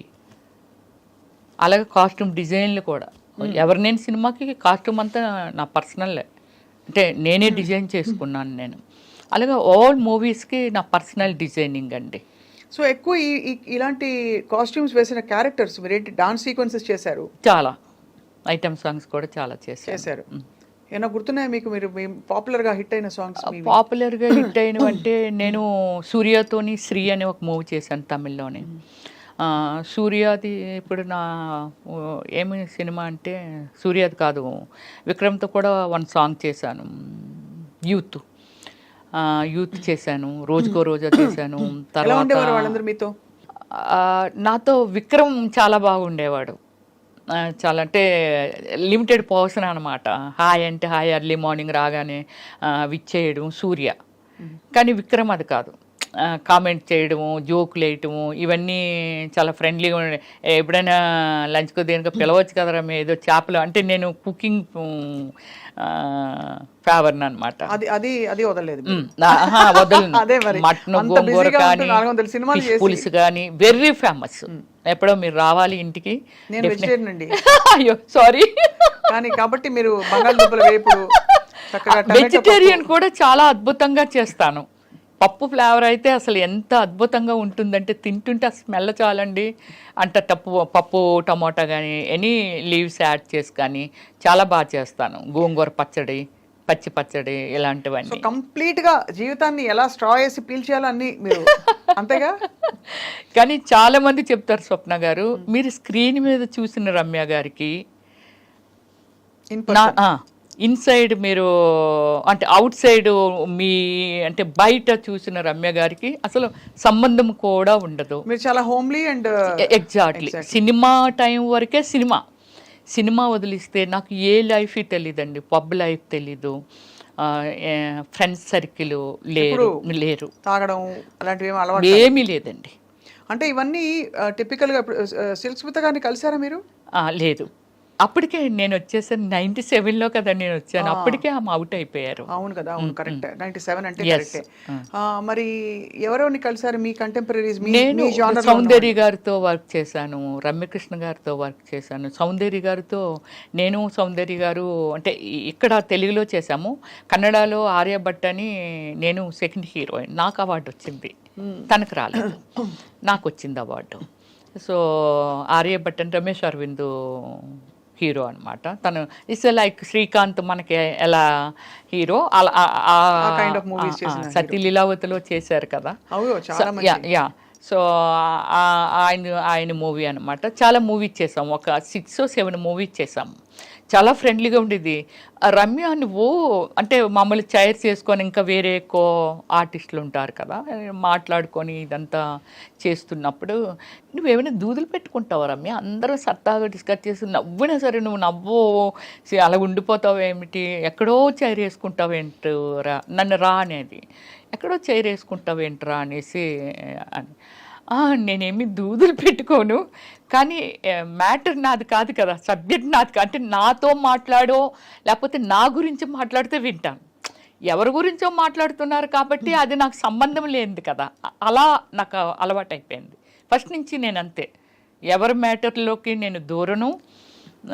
ఎనీ పాసిబిలిటీ స్వప్న గారు చాలా వరకు అయ్యో పాపం అనే హార్ట్ ఉంది నా దగ్గర. అయ్యో పాపం ఇలా అయ్యిందా, అయ్యో మనకి అంటే నాకు ₹1,00,000 వచ్చింది అనుకోండి, చాలా ప్లేసుల్లో నేను ఇది స్టేట్మెంట్ కూడా ఇవ్వడం జరిగింది. నాకు ఒక 1 lakh వచ్చింది, 10,000 ఈజ్ నథింగ్. ఇంకా నాకు 90,000 ఉంది. ఆ 10,000 సాక్రిఫికేషన్ చేస్తాను. ఏమి చెయ్యాలి, దేనికోసం యూజ్ చేయాలి ఏమిటి అనేది.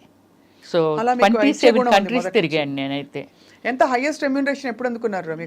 నేను హైయెస్ట్ రెమ్యూనరేషన్ అయితే ఆర్యభట్టకండి, దానికి అందుకున్నాను. దానికి వచ్చి 15 lakh ఇచ్చారు నాకు.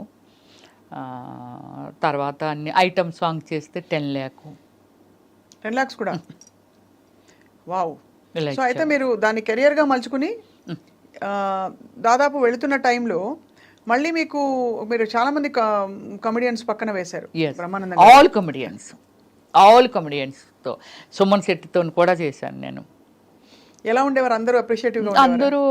నాకు ఎల్బి శ్రీరామ్ గారు నా సినిమాలో కూడా చేశారు కదండి. సో లైక్ ఒక ఫాదర్ లాగా అనిపించేవాళ్ళు. బ్రహ్మానందం గారు అందరికంటే బ్రహ్మానందం గారితో చాలా ఎక్కువ, హేమ గారి కంటే నేను ఎక్కువ చేస్తుంటాను బ్రహ్మానందం గారితో. బట్ నేనేమిటంటే అంటే అందరికీ తెలుసు చాలా లిమిట్లో ఉంటుంది. రా అమ్మాయి ఎలాగ పోదాం, రావచ్చు కదా సరదాగా అని అన్నారనుకోండి, నేను ఏదో ఒక పని పెట్టుకునేదాన్ని. అంటే వేరే స్టేట్లో మనకి బ్రహ్మానందం గారు కానీ అలా రూమ్లో ఏం చేస్తావు, షూటింగ్ చేసి వచ్చి రావచ్చు కదా సరదాగానా అలా అంటే, సార్ నాకు ఇలాగా మాకు తెలిసిన వాళ్ళు ఉన్నారు అంటే, ఇప్పుడు నన్నేమి కొట్టరు. అలాగే నేను సఫర్ అయింది బాబు మోహన్ గారితో కానీ. సో అంటే వాళ్ళకి అర్థమైపోయేది ఒక 3 daysలోనో ఎప్పుడో 1 day అంటే ఏదో చెప్పొచ్చు, 3rd day అలా ఉంటాయి కదా, వాళ్ళకి అర్థమైపోయి ఉండేది ఈ అమ్మాయి కావాలని అవాయిడ్ చేస్తుంది అని. ఇప్పుడు నేను చెప్తానండి, హేమా గారు లేకపోతే ఇంకోళ్ళు ఎవరో స్టేట్మెంట్ ఇచ్చారు. బ్రహ్మానందం గారు నా విషయంలో కూడా అలా ప్రవర్తించారండి. బాబు మోహన్ గారు కూడా ఏ అమ్మాయినే చూస్తారా, మమ్మల్ని చూడరా ఏంటి, అమ్మాయి ఉంటేనే సినిమా ఆడుతుందా అలాగే ఇలాగని చెప్పి నన్ను అవాయిడ్ చేసిన వాళ్ళు వీళ్ళిద్దరు కూడా ప్రొఫెషనల్గా అంతే అంతే. సో ఒక మామూలుగా పర్సనల్ లైఫ్స్లోకి మేము వెళ్ళామండి, యా బట్ ఎక్కడో ఒక చోట చదివాను మీకు చిన్నప్పుడే పెళ్ళయి తర్వాత మీరు విడిపోయారని చెప్పి. యా విడిపోలేదు విడిపోలేదు. అందుకే మీరు ఒకటి అంటే మీరు దానిలో చాలా బెస్ట్ ప్లేస్లో ఉన్నారు కాబట్టి చూడండి, నా మీద ఎక్కడ ఎవరితోనో లవ్లో ఉన్నదను లేకపోతే వీళ్ళతో డేట్లో ఉందను లేకపోతే సంథింగ్ నాది ఎక్కడ వినరండి. నాకంటూ కొన్ని మోరల్ వాల్యూస్ ఉన్నాయి, దాన్ని నేను ఎంత రెస్పెక్ట్ చేయాలో అంతే రెస్పెక్ట్ చేస్తాను. నా ఫ్యామిలీ దీన్ని ఏ రోజు స్క్రీన్ ముందుకి నేను తీసుకురాలా. Okay, any interview anything that is my personal life, cinema ఫీల్డ్కి సంబంధం లేనిది.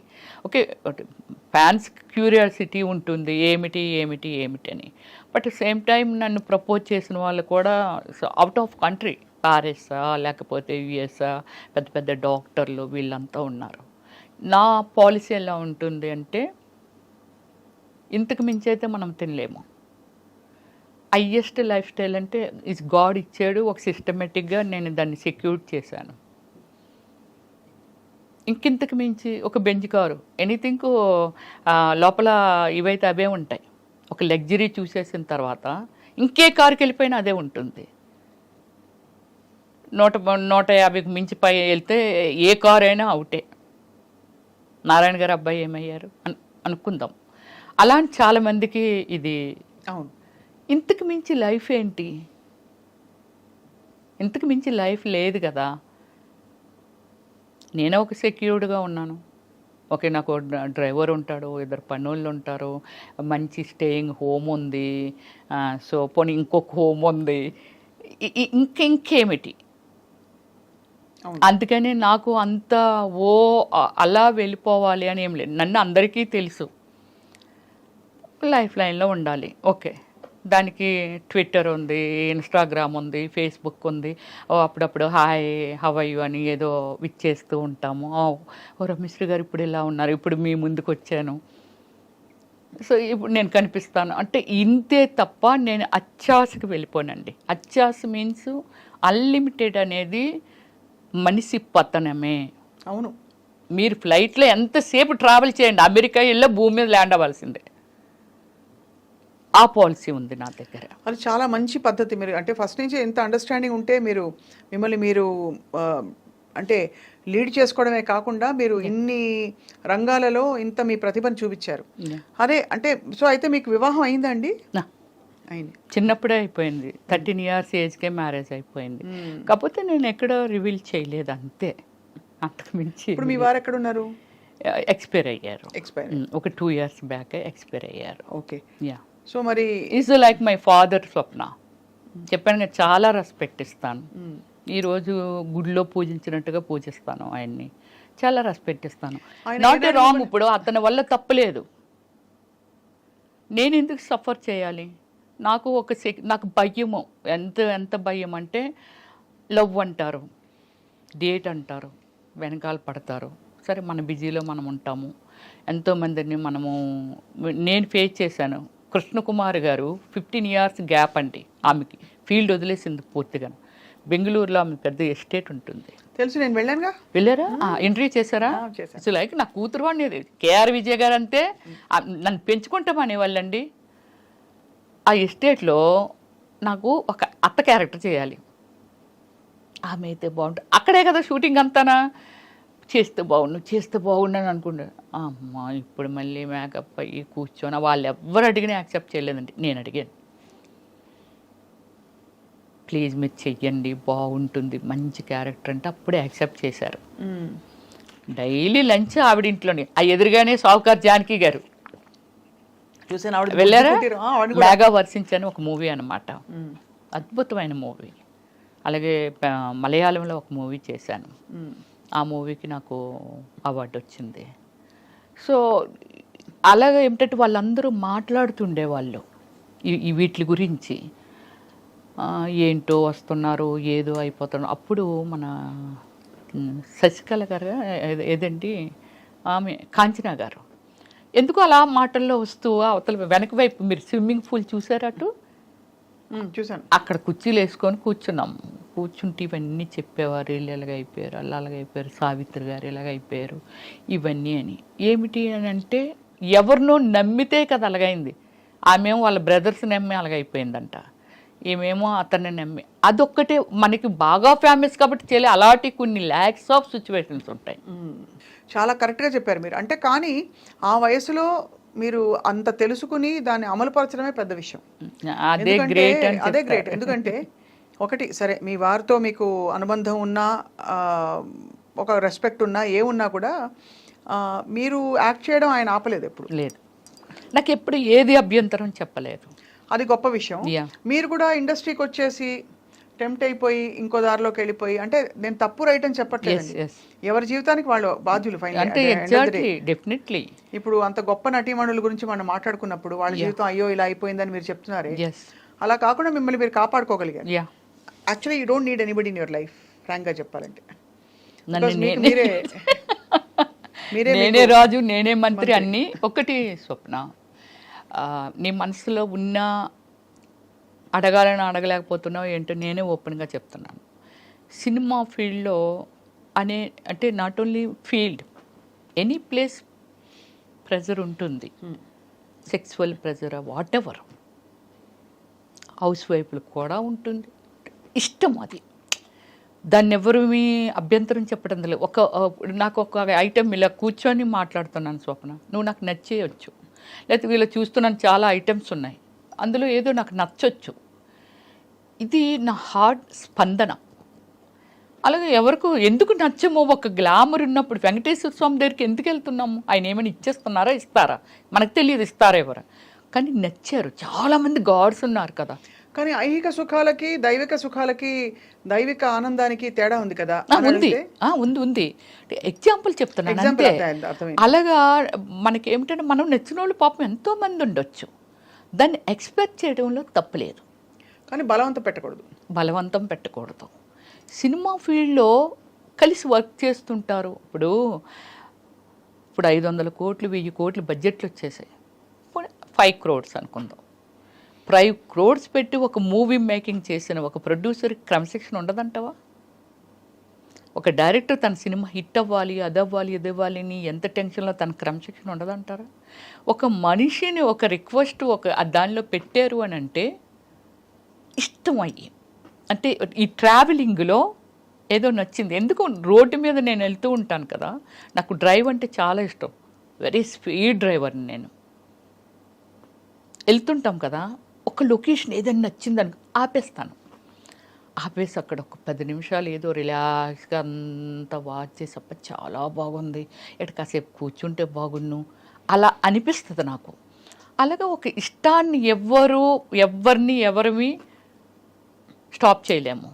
బట్ అలా నచ్చి అడిగిన వాళ్ళు చాలామంది ఉన్నారు నన్ను పెద్దవాళ్ళు ఎవరైనా చాలా పెద్దవాళ్ళు. కానీ ఏ రోజు నేను రాంగ్ స్టెప్ వేయలేదు. అంటే నాకు ఒకవేళ సినిమా ఇవ్వమన్నారని అనుకుందాం, అదే కదా మెయిన్. ఐ డోంట్ కేర్, మీరే ప్రొడ్యూసర్ లేరు, మీరు ఒక్కలే డైరెక్టర్ లేరు, నేను ఒక్కదాన్ని ఆర్టిస్ట్ లేను, ఇది కూడా చెప్తా. సో ఏం చెప్పుకునేవారు, ఏది రావాల్సి ఉంటే అది వస్తుంది అంతే. ఇప్పుడు మనము మార్కెట్లోకి వెళ్ళాము కదా, ఒక ఐటమ్ మార్కెట్లో పెట్టినప్పుడు ఒక్కలే వెళ్ళి చూసి వెళ్ళిపోరు కదా, ఇంకెంతోమంది వస్తుంటారు, ఎవరో ఒకరికి నచ్చి కొనుక్కుంటారు కదా. అంతే. ఒక కళాకారునిగా నేనున్నాను, ఎంతోమంది సినిమాలు చేసినప్పుడు నా అవసరం, రమ్మిశ్రీ అయితే భలే ఉంటుంది, ఆ సినిమాలు చాలా బాగా చేసింది. నేను సినిమా తర్వాత సునీలు నేను మా అదృష్టం ఏంటో తెలియదు, అంత బిజీ అయిపోయాం. డైలీ ఒక 3-4 షూటింగ్స్, ఒక్కొక్కసారి 10 days కూడా నేను నిద్రపోయేదాన్ని కాదు. నైట్ 2 వరకు డాన్స్, ఏదైనా ఐటమ్ సాంగ్ స్ట్రైన్ అయిపోదండి. ఎక్కడో అడవుల్లో పెట్టేవాళ్ళు, ఎక్కడో పెట్టేవాళ్ళు. మళ్ళీ వేరొకరు location 7 o'clock, morning hour 7 o'clock call sheet. నేను ఎప్పుడు ఇంటికి వెళ్ళాలి, ఎప్పుడు పడుకోవాలి, ఎన్ని చేయాలి. ఇప్పటికీ నా దగ్గర ఒక అసిస్టెంట్ ఉండేదండి, వాళ్ళు లక్ష్మి అనేసి. ఇప్పటికీ మాట్లాడుతుంది పిల్లలతో. పెద్దోళ్ళు అయిపోయారు, ఇంటర్మీడియట్ ఏదో చదువుతున్నారు. 10 years ఉంది అమ్మాయి నా దగ్గర.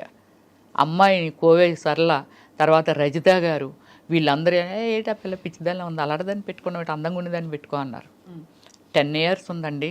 Everything only that girl. అన్ని చూసుకుంటాం. అన్ని అమ్మాయే. ఎంతమంది సీమరాని ఇచ్చి మంది, సౌందర్య ఇచ్చి మంది, షకిల ఇచ్చి మంది. అమ్మాయిని మేము అమ్మాయి వేస్తుంది, మేము అంతకు 3 ఇంతలు 10 ఇంతలు ఇస్తాం వచ్చి అని అనేవారు.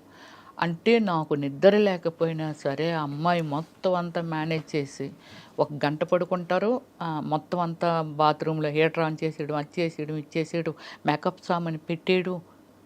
నెక్స్ట్ సినిమా ఏంటి, నా ఏం డ్రెస్ వేస్తాను, ఎలాగేస్తాను, దానికి షేడ్లు కూడా అమ్మాయికి వచ్చేసాయి. అంటే ఈ షేడ్ వేస్తారు మేడం గారు, ఈ కలర్ చీర కడతానన్నారని.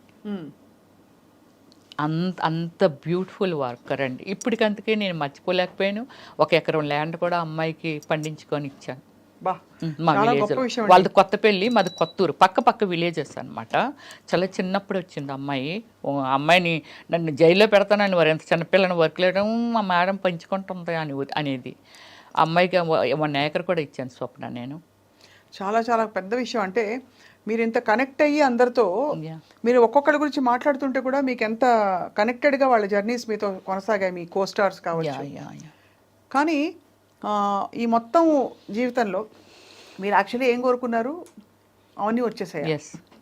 What did you want? ఇప్పుడు ఇండస్ట్రీకి వచ్చినప్పుడు ఏమనుకుంటారు, పేరు రావాలి, నేను యాక్ట్ చేయాలి, 10 మంది నన్ను గుర్తుపట్టి మెచ్చుకోవాలి, ఇదే కదా, నాకు బోల్డ్ డబ్బులు ఉండాలి, ఇంతే కదా ఉంటాయి. ఇంకేమన్నా ఉంటాయా? అంటే నేను అనేది ఫర్ ఎగ్జాంపుల్ అవార్డ్స్ గెలుచుకోవాలి, అలాంటివి ఉంటాయా? అవి వచ్చాయి. మదర్ తెరెసా అవార్డు వచ్చింది for social service, of course. అది కాకుండా మీరు maximum number of languages 9 languages. 9 language. So Telugu, Tamil, Malayalam, Kannada, Oriya, Bhojpuri, Hindi, Punjabi, Bengali. అబ్బా, ఎంత గొప్ప లైఫ్. అది కూడా ఇంత షార్ట్ స్పాన్ లో. ఎగ్జాక్ట్లీ. అదే 7 నుంచి ఇప్పటి వరకే కదా. అంతే. అంటే 26 years లో ఇప్పుడు యాక్ట్ చేస్తున్నారా? ఇప్పుడు అదే నేను పొలిటికల్లోకి వచ్చి చెప్పాను కదా, జగనన్నకి ఇష్టం లేదు సినిమాలంటే అని చెప్పి స్టాప్ చేయడం జరిగింది. బట్ ఇంట్రెస్ట్ ఇంకా చేయాలని ఇప్పుడు మళ్ళీ సెకండ్ ఇన్నింగ్ స్టార్ట్ చేస్తున్నాను నేను. మనకి ఇది నిర్మలమ్మ అమ్మగారు ఎవరైతే ఉన్నారో ఆమె మనకి ఎవరికైనా సరే ఆమెనే ఎగ్జాంపుల్గా తీసుకోవాలి ఎవరైనా. ఎందుకంటే ఆ ఏజ్ వరకు, చనిపోయే మూమెంట్ వరకు ఆమె చేస్తూనే ఉంది. బట్ కళాకారులకి ఇప్పుడు పొలిటికల్ ఆల్సో. సో అయితే కానీ మీరు ఈ క్రమంలో రమేష్ శ్రీ గారు, మీరు వాళ్ళ అందరు యాక్టర్స్ గురించి వినేవాళ్ళు కదా, అంటే వాళ్ళ లైఫ్స్ ఇలాగా, వాళ్ళ లైఫ్ అప్పుడు ఏమనిపించేది? రాంగ్ డెసిషన్స్ తీసుకున్నారు. ఖచ్చితంగా అండి. నేను నా మీలాంటి మీడియా మిత్రులుగా ఉండా కూడా నేను చాలా మందికి, ఎందుకంటే ఇంటర్వ్యూస్ అని ఇండియా గ్రిల్స్ అనేది ఒకటి ఉండేది, ఇప్పుడు ఉందో లేదో నాకు ఐడియా లేదు. ఇండియా గ్రిల్స్ ఎప్పటి నుంచో మొదలు పెట్టేశాను. నాకు అంటే క్యూ కట్టేవాళ్ళు ఇంటర్వ్యూస్కి. ఆ హీరోయిన్లు కూడా వచ్చేవి కాదు ఇంటర్వ్యూస్, అవిని అన్ని ఇంటర్వ్యూ చేసేసేదాన్ని నేను. మీరు ఏం చెప్తారు కొత్తగా వచ్చిన ఆర్టిస్టులకి అంటే, సో కొత్తగా వచ్చిన ఆర్టిస్టులకి ఎవరికైనా సరే ఇప్పుడు వాళ్ళకి ఏం గోల్ ఉంది, ఇప్పుడు ఎంతమంది లైఫ్ని సీరియల్స్లో చేసి ఏదో 1-2 సీరియల్స్ చేసి తర్వాత వాళ్ళ లైఫ్ ఏమైపోతుంది, వాళ్ళు ఏమైపోతున్నారు, ఏమిటి, చాలా ఫాస్ట్ థింకింగ్. వచ్చామా, ఒక కారు కొన్నామా, ఒక అపార్ట్మెంట్, దట్స్ ఇట్, దీని తర్వాత ఏమిటి నెక్స్ట్, వాళ్ళు ఎందలోకో వెళ్ళిపోయి వాళ్ళ కెరియర్ స్మాల్ చేసుకొని, అంటే లాంగ్ టైం ట్రావెలింగ్ ఉండడం వల్ల ఎక్స్టెండ్ అవుతాం, అంతే కదా. అవును, అంతే కదా. సో అది కోల్పోతున్నారు చాలామంది. లవ్ చేయడం తప్పని కదా. ఒకటి నేను అప్పుడే చెప్పుకుంటాను నేను, రమ్య గారు మీ వెంట ఎంతమంది పడి ఉంటారు, ఎవరు అక్కర్లేదండి. ఆశా సుబ్బలక్ష్మి గారు అని వెరీ ఫేమస్ గ్యాస్ట్రాలజీ. ఒకరోజు నేను అపోలోలో రాఘవ దత్తా గారు అనేసి ఆయన దగ్గరికి, నేనే డాక్టర్ అంటారు అందరూ, నేనే ఎదురు చెప్తూ ఉంటాను అన్నీని. ఎవ్రీ 6 monthsకి హెల్త్ చెకప్ చేయించుకుంటాను. చేయించుకొని ఇంకా ఎక్స్ట్రా హెల్త్ చెకప్లో ఏవి రాలేదనేది నేను గూగుల్లో సెర్చ్ చేసి మళ్ళీ పర్సనల్గా వెళ్ళి చేయించేసుకుంటూ ఉంటాను. అమ్మ నీకు ఇక్కడ ఒక విగ్రహం కట్టాలి అపోలో హాస్పిటల్ ముందుని. ఎంత సెన్సిటివ్ ఏంటి రమ్య, మా వాళ్ళకి అందరికీ లేకపోతే నీకు ఒక పేపర్ ఇచ్చి ఎక్స్ప్లెయినర్లుగా మార్చాలి నిన్ను అక్కడ ముందు కూర్చోబెట్టి అని చెప్తూ ఉంటారు అక్కడ CEO గారు కానీ ఎవరైనా సరే. వెళ్ళిపోతున్నాను, ఆశ సుబ్బలక్ష్మి గారు వెళ్తున్నారు. రమ్య గారు మీరు ఎంత అందంగా ఉంటారు కదండి, మీ వెనకాతలు ఎవరు పడరా అని అడిగింది. ఇలా రెక్క పట్టుకొని లాగింది, నేను చూడలేదు, అంటే సీరియస్గా వెళ్ళిపోతూ ఉంటాను అనమాట. సో ఇలా రెక్క పట్టుకొని ఇలా లాగింది. ఏమండి ఇంత బాగుంటారు, అసలు మీ వెనకాతలు ఎవరు పడరా అని అడిగింది. ఏంటండి ఈ వీధిలో ఎవరు పడితే అలా పడిపోతారా డాక్టర్ గారు అని అంటే, లేదండి నాకే అనిపిస్తుంది మిమ్మల్ని చూస్తూ ఉంటే. Very lovely. ఆవిడకి ఒకే డాటర్ అనమాట. సో అప్పటికి ఇంకా కిడ్ అమ్మాయి 6 years old అనమాట. సో అలాగే ఏమిటంటే చాలా ప్రౌడ్గా ఫీల్ అవుతాను అంతే, అంతకు మించి ఏమి వెళ్ళను ఎక్స్ట్రా. చాలా ప్రౌడ్గా ఫీల్ అవుతాను. ఎవరైనా నేను వెళ్ళిపోతుంటే నన్ను ఎవరైనా చూశారు, వాడు చూస్తాడు అనుకుంటాను, చూస్తాడు, అది చూడడంలో గ్రేట్గా ఫీల్ అవుతాను. మళ్ళీ వేరే సెకండ్ థాట్ ఏమీ ఉండదు నాకు. చూడడంలో గ్రేట్గా ఫీల్ అవుతాను. బాగుంది, చాలా ఆనందం ఉంది. ఇంకొక విశేషం ఏంటంటే మీరు 9 భాషల్లో నటించి ఇంత తిరిగేసి అంతా చేశారు, కానీ మీ ఊరి భాష ఎక్కడ పోలేదు. లేదు, ఉత్తరాంధ్ర భాష ఇది కూడా మీకు చెప్పాలి. ఎంతమంది అడిగారు తెలిసిన, ఏంట్రా మీ స్లాంగ్ మార్చవేంటి, ఎందుకు స్లాంగ్? నేనన్నా ఎందుకు మార్చాలి అన్నా, తల్లిని మార్చినట్టుగానే కదా. అవును, మీ ఊరి భాష, మీరు పుట్టి పెరిగిన వాతావరణము, దీన్ని ఎందుకు మార్చాలి అంటాను నేను. ఎందుకు మార్చాలి, మార్చను నేను అనేదాన్ని. చాలా మొండిగా, నీ రూపం చూస్తే నువ్వు చూస్తే అసలు నీకు తెలుగు వచ్చా, ఎక్కడ నారుతమ్మా ఇవి ఇలా అనుకుంటాము. అంటే చాలా ఉంది, మీకు తెలుగు వచ్చా మేడం అని అడుగుతారు. బట్ నేను మాట్లాడేది స్వచ్ఛమైన తెలుగు, మా లాంగ్వేజే. అదే మీ లాంగ్వేజ్. శ్రీకాకుళం యాడ్ అవుతుంది, శ్రీకాకుళం భాష బాగా వినిపిస్తుంది, యాడ్ అవుతుంది. అలాగే విజయనగరం, బొబ్బులి, విజయనగరము, ఇలా అన్ని విజయనగరం అని పేరు పలుకుతాం, విజయనగరం అనేసరికి తెలిసిపోయింది. అది ఆ స్లాంగ్ నేను వద్దలు, నాకు నచ్చదు. ఇప్పుడు మీ వాళ్ళంతా అక్కడే ఉన్నారా? అంత అక్కడే ఉన్నారు, నేను ఒక్కదాన్ని. మీరు ఎంతమంది అక్క చెల్లెళ్ళు రమేష్? బ్రదర్స్ సిస్టర్స్ 6 members ఉన్నాయి. మాది అంతే, మాకు తెలిసినప్పటి నుంచి మాదంతా సెటిల్ ఇన్ విశాఖపట్నము. సో నా బ్యాక్గ్రౌండ్ అంటే నేను పెరిగిందంతా చెప్పాను కదా, అమ్మమ్మ వాళ్ళ ఊర్లో పెరిగాను. సో అందువల్ల ఏమిటంటే నేను 10th class అయిపోయిన తర్వాత సిటీకి వచ్చాను నేను. సో అది అయిపోయిన తర్వాత కొన్నాళ్ళు అంటే ఇంటర్మీడియట్ డిస్కంటిన్యూ చేశాను, చాలా ప్లేస్లో చెప్పాను కూడా, ఇటు వచ్చాను. మీ డాక్టరేటే వచ్చేసింది కదా? వచ్చింది. అదే కాబట్టి అన్నిటిని మించిపోయిన ఆ చదువు అది అందుకేనండి వెరీ ప్రౌడ్గా ఫీల్ అవుతాను. ఇంకేముంది సాధించడానికి ఈ లైఫ్లో అనేది, ఒక పొలిటికల్లే నేను ఎమ్మెల్యే అనిపించుకోవాలి అనేది ఒకటి నాకు టార్గెట్ ఉంది. ఎమ్మెల్యే అనిపించుకోవాలి. నేను ఇచ్చిన సర్వీసు అంటే మనం ఒకటి చెప్తామండి, విగ్రహాలుగా ఒక NTR గారు, రాజశేఖర్ రెడ్డి గారు, లేకపోతే ఎంతోమంది అల్లూరి సీతారామరాజు గారా, లేకపోతే గాంధీ తాత గారా, లేకపోతే ఇలా ఉన్నారు. నా రేంజ్కి ఏది ఇచ్చినా ఆ రేంజ్లో నేను నిలబడాలనేది నాకు ఒకటి ఉంది. అది మీకు ఏది ఇచ్చినా మీరు దానిలో బెస్ట్ చేయాలని, ది బెస్ట్ చేయాలనేదే నా కోరిక అనమాట. అది. సో రమేష్ గారు, ఇన్ని మన డీప్ విషయాలు మాట్లాడాం. ఎన్ని డ్రెస్సులు, ఎన్ని చీరలు ఉంటాయండి మీకు? నాకు సారీస్ అంటే ఒక 1000 above ఉంటాయి. అంటే చాలాన్ని కట్టకుండానే చాలా మందికి సూట్ కేసులతో ఇచ్చేస్తూ ఉంటాను. ఎందుకలా? నాకు ఇంకా కట్టే అవసరం రాలేదు, చాలా కాలం అయిపోతుంది. మా పెద్దొదిన గారు ఎవ్రీ ఇయర్ చీర పెడతారు. అది ఆ చీరలు నేను ఎప్పుడైనా టచ్ చేసానో లేదో కూడా నాకు తెలియదు. అలాగే నేను కూడా కొనేస్తాను పిచ్చిగా. అవి నేను కట్టే అవకాశం రావట్లేదు నాకు. డ్రెస్లే వస్తారు, ఎక్కువ డ్రెస్సులే. కానీ కట్టే అవకాశం వచ్చినా ఎలాంటివి కడతాం మనము, ఏదైనా డిజైనింగ్ వేరు కడతాము, అదే ఎక్కడికి వెళ్ళినప్పుడు కడతాము, ఏదో పార్టీ వేరు వెళ్ళినప్పుడు కలుస్తాం, ఏదో ఒక ఫంక్షన్ ఉంది లేకపోతే ఒక ఆడియో ఫంక్షన్ అక్కడ కట్టింది మళ్ళీ ఇంకోసారి కట్టము. ఇవన్నీ ఏం చేస్తాను, ఎవరైనా గిఫ్ట్లు ఇచ్చినవి ఉంటాయి, దేనికైనా పిలిచినప్పుడు కానీ ఇవన్నీ గిఫ్ట్లు ఇచ్చినప్పుడు ఏం చేస్తానంటే అవి తీసుకుంటాను. పోచనపల్లి వెళ్ళాం, అక్కడ ఏవో చీరలు ఇస్తారు, ఒక 3-4 ఇది చాలా బాగుంటాయండి కలర్ అనేసి. ఎవరైనా వాళ్ళ ఇంటికి పిలిస్తే వెళ్ళామనుకోండి, వాళ్ళు చీర పెడతారు. ఇవన్నీ ఏం చేస్తానంటే ఒక 3 ఏళ్ళలో ఎన్నేళ్ళు చూసుకుంటూ ఉంటాను, ఇవి పెరిగిపోతూ ఉంటాయి. సో దానికోసమని ఏం చేస్తానంటే ఎవరికైనా సూట్ కేసులకి ఎత్తి మా సిస్టర్స్ ఇంకా పక్కోలో లేకపోతే ఆలో వీళ్ళు ఈ మేనకమ్మకి 4 చీరలు ఇచ్చి, లేకపోతే ఈవిడికి మా సిస్టర్ వాళ్ళ ఇంట్లో పని చేసిన వాళ్ళకి ఇలా పంచుతూ ఉంటాను. ఒక 4 వేసి 5 వేసి చీరలు. రెగ్యులర్ షాపింగ్ హెల్దీ చేస్తారా? రెగ్యులర్ షాపింగ్ హెల్దీగా భోజనం చేస్తారా? అర్లీ అంటే అది నాదంతా పెద్ద సిస్టమ్ అండి. ఒక 2 అవర్స్ సెటిల్ ఆడతాను. వన్ డే అంటే ఈరోజు సెటిల్ ఆడాను అనుకోండి, రేపు సెటిల్ ఆడను. స్విమ్ చేస్తాను, జిమ్కి వెళ్తాను.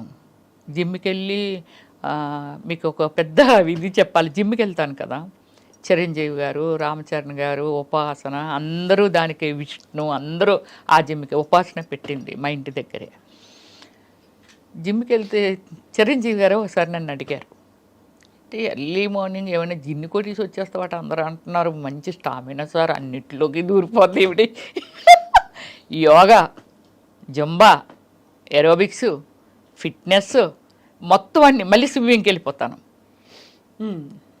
షవర్ తీసుకొని 11-11:30కి ఎప్పుడో ఇంటికి వెళ్తాను కూల్గా. సెటిల్ ఆడిన రోజు ఒక్కరోజే ఇంటికి ఎర్లీగా వెళ్ళిపోతాను. 4కి లేస్తాను నేను ఎప్పుడు, రోజు అది అలారం అక్కర్లేదు, ఏం అక్కర్లేదు, 4కి వచ్చేస్తారు. పిట్టలు అరవకముందు నేను లేస్తాను, తర్వాత పిట్టలు అరుస్తూ ఉంటాయి. ఏం చేస్తారు లేచి ఫస్ట్ యోగా, కొంచెం ఫిజికల్ యాక్టివిటీస్, ఇవన్నీ. కాఫీ టీ తాగను, కర్డ్ కూడా రేరు, బటర్ మిల్క్ తాగుతాను. కాఫీ టీ మంచి నాన్ వెజ్ ప్రియురాల్ని. అలాని వీక్లీ వన్సే, ఫ్రైస్ కూడా కాదు. సో అయితే మీరు జిమ్ ఇప్పటికే వెళ్తారు? ఆ జిమ్కి ఏది మానేను నేను, ఏది మానేను.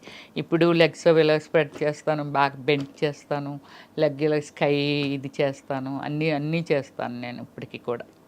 అసలు వింటుంటే ఒక మనిషి జీవితం గురించి వింటున్నట్లేదు. మీరు దాన్ని చెప్తుంటే ఒక నలుగురు రమ్యశ్రీలు మీలో ఉండి వాళ్ళందరూ కలిసి ఒక రమ్యశ్రీగా తయారైనట్టు. అంటే you have achieved so much in a short span. And మీకు ఇష్టం వచ్చినట్టు మీ టర్మ్ ఎప్పుడు నవ్వుతూనే ఉంటాను. నన్ను నేనే ప్లాన్ చేసుకుంటాను, ఎవరి హ్యాండ్లోనూ పెట్టండి, నాకు నచ్చదు. ఎప్పుడైనా దిగాలేసి ఏడుస్తారా? ఎప్పుడైనా? నాకు అసలు ఏడిపే రాలేదు ఎప్పుడు. మన వల్ల ఇతరులు ఏడ్చారు ఎప్పుడైనా? అది కూడా లేదండి. అది ఇంకా నేనేమైనా ఫీల్ అయిన డే చెప్పాను కదా, 5 కోట్లు అలా పోయినా ఎవరితో నేను షేర్ చేసుకోను. నా ఫ్యామిలీ కాదు, బ్రదర్స్ కాదు, ఎవరితోనూ పంచుకోను. నన్ను ఏదైనా రిక్వెస్టింగ్, ఏదైనా హెల్ప్ అడిగారు అనుకోండి, వీలైనంత వరకు చేయటానికే ట్రై చేస్తాను. చాలా చేసేసాను నేను, బ్యూటిఫుల్, చాలా చేశాను. సొసైటీకి ఎలా చేస్తాను, నా ఫ్యామిలీకి కూడా అంతే చేస్తాను. ఎవరినైనా నాకు తెలియకొని వెళ్ళి నేను అడ్రస్లు ఇస్తాను, మీరు ఎంట్రీ చేసుకోవచ్చండి. చిన్నప్పటి నుంచి అంటే నాకు ఏదైనా అనిపించింది, ఇప్పుడు ఇగో ₹1 లేకపోతే 2 కోట్లు నా ప్రాపర్టీ ఏదో అమ్మేశారు అనుకుందాం, నేను ఎందుకు అమ్మారని కూడా అడగను. దాన్ని అయిపోయింది, అది రిపీట్ చేయను మళ్ళీ.